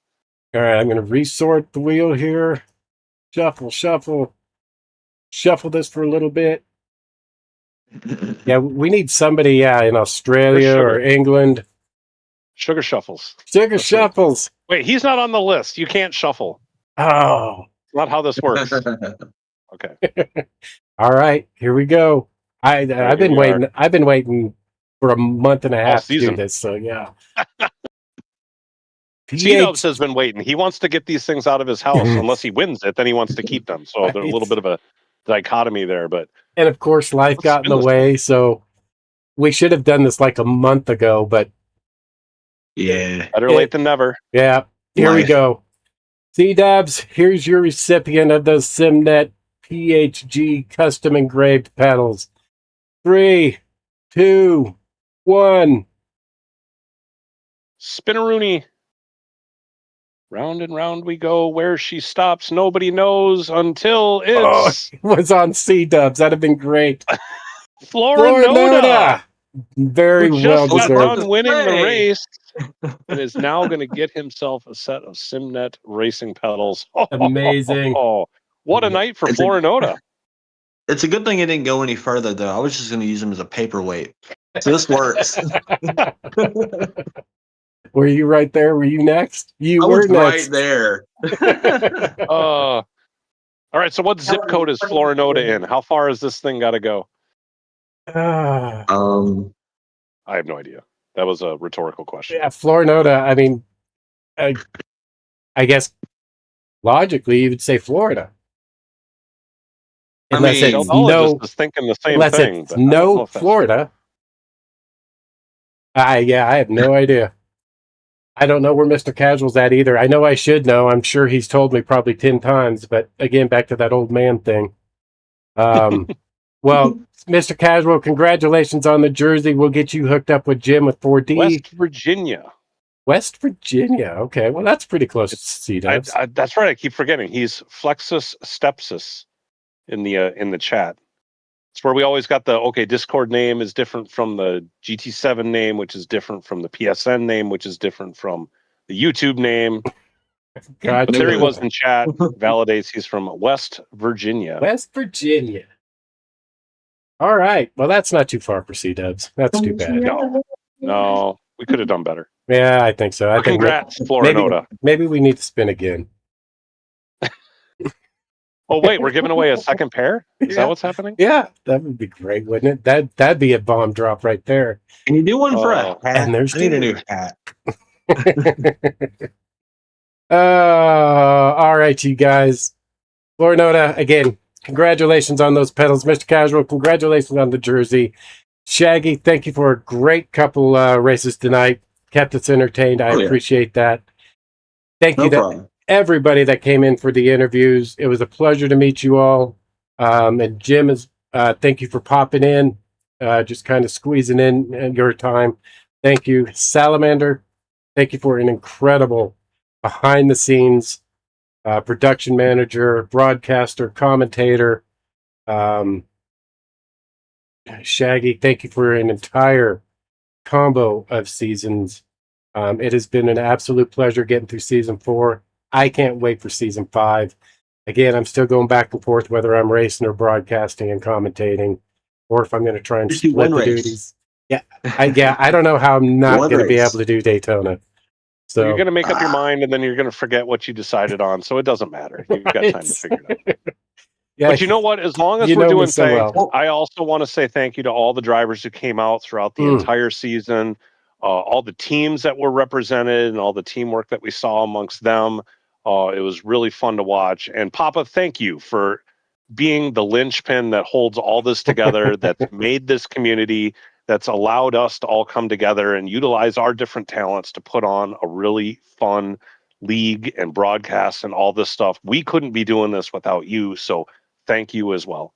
Well, and you mentioned the different, everybody's talents. I mean, you got so many people in the background. You've got the people creating the videos in Croatian, Augustella helping us work out the website, Mishi keeping track of all the points during qualifying and qualifying positions, all the new stuff we introduced that we didn't actually use today. Like I said, we were going to our the crank it up. You, Sal, creating the new tickers that we used during qualifying. So many great things came out of this season, and I can't wait for season 5. All the stewards in the background, Oak and his team, trying to make those unbiased decisions, and doing the unfortunate job that nobody wants to do, handing out penalties. Just amazing. C-Dubs, working all the sponsors that we got this season. Thank you for that. I honestly, I could probably just keep going on and on and on. But man, we should probably mention the sponsors one last time. Absolutely. So once again, thank you to 4D Racewear for being on board with another season. MZW Sim Hardware, with their add-ons and custom gear. I'm just going to keep rifling through these. Paul Davis, with their property restoration stuff. Go to them if you need some work done in order to bring things back to normal. And then of course Simnet for making those pedals, along with other things for the Fanatec ecosystem. There's some discount codes there. We've said them ad nauseum, so you can certainly go find them in order to, when you place an order at Simnet or at 4D Racewear. But definitely go check those guys out. Big thank you to all the people, our wonderful commentators that you guys are all so used to listening to. TK's everybody's Casual, done such a great job. TK's, Mustang Chuck, and there's a whole slew of them. I'm not going to try to go through all of them. But all the guys that provide the entertainment, in addition to, that's really just on top of all the drivers, which I mentioned a while ago, just everybody who makes this whole thing come together. It really does take a village. You have no idea how much work it takes to kind of put all this together and to put on the kind of broadcast that we do. It's so much fun though. Yeah. I make it sound like it is a lot of work, but it's so much fun to do, and that's what makes it worth it. And seeing all the people that love to come out and do the racing, and all the people that come out just to watch the racing, knows that we've got something special going on here, and we want to keep doing it. Yeah. And we want to keep extending that to, these other series like we were talking about with the Truth Serum, and kind of get this whole community, this great community that we have across all the different teams, to continue to bring some good entertainment to all of you out in YouTube land. So if you're sitting there out in YouTube land, remember to like and subscribe here on the Papa's House of Game channel, and come on back for future broadcasts and future live streams for sure. Yeah. And Shaggy, as the vice president of the PHG race team and the creator of the PHG World Series and everything we've done for 4 seasons now. I want to definitely make sure you get a chance to say your finals for season 4. Well, it wasn't always easy. We had a lot going on. We had a lot of things happening within the community, and lots to learn from and grow from. And you mentioned like, yeah, I created it, but it goes back to, we wouldn't be here if not for you and Susan, and taking her advice and getting out there and doing this thing day after day and week after week. Not so much as much now as you did before. Got to work and everything, but I'm trying to get back into it. Yeah. But we always got to remember how we got here and be thankful that things happen and work out a way, and it's sometimes it's for the best, like just something to learn from and grow from, and we come out better in the end. Facts. So I'm very happy for that, and it makes us all better people, I think, at the end of the day. Especially how many people we've got to know and interact with and meet in person, and everything we've gained from this, because it's a lot. It's not just, sometimes it doesn't just feel like a game. It feels like life, like a part of life. Yeah.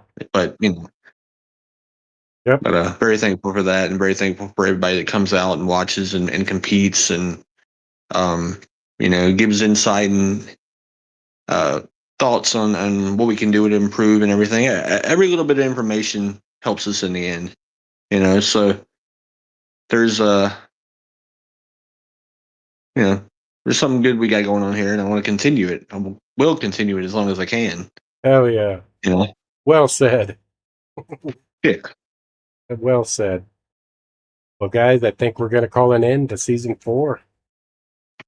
Feels like a bittersweet goodbye, but honestly, we're only 3 months from season 5. We'll be back. We'll be back. We'll be back. Absolutely. We got a lot to do before then, so. Yes, we do. Yeah, we have to plan this thing. Yes, we do. We got to get it all together again. Woo! All right, guys. Everybody watching, thank you for the subscribers. Thank you for the views. If you're out there racing, please, please, please be safe. Go get those wins in the race and in life. To all the PHG race team and to all of you, the paparazzi, the viewers, please remember, we're great racers, but we're better people. The next time, guys, have a great evening. Bye. Peace out. Bye. See you guys.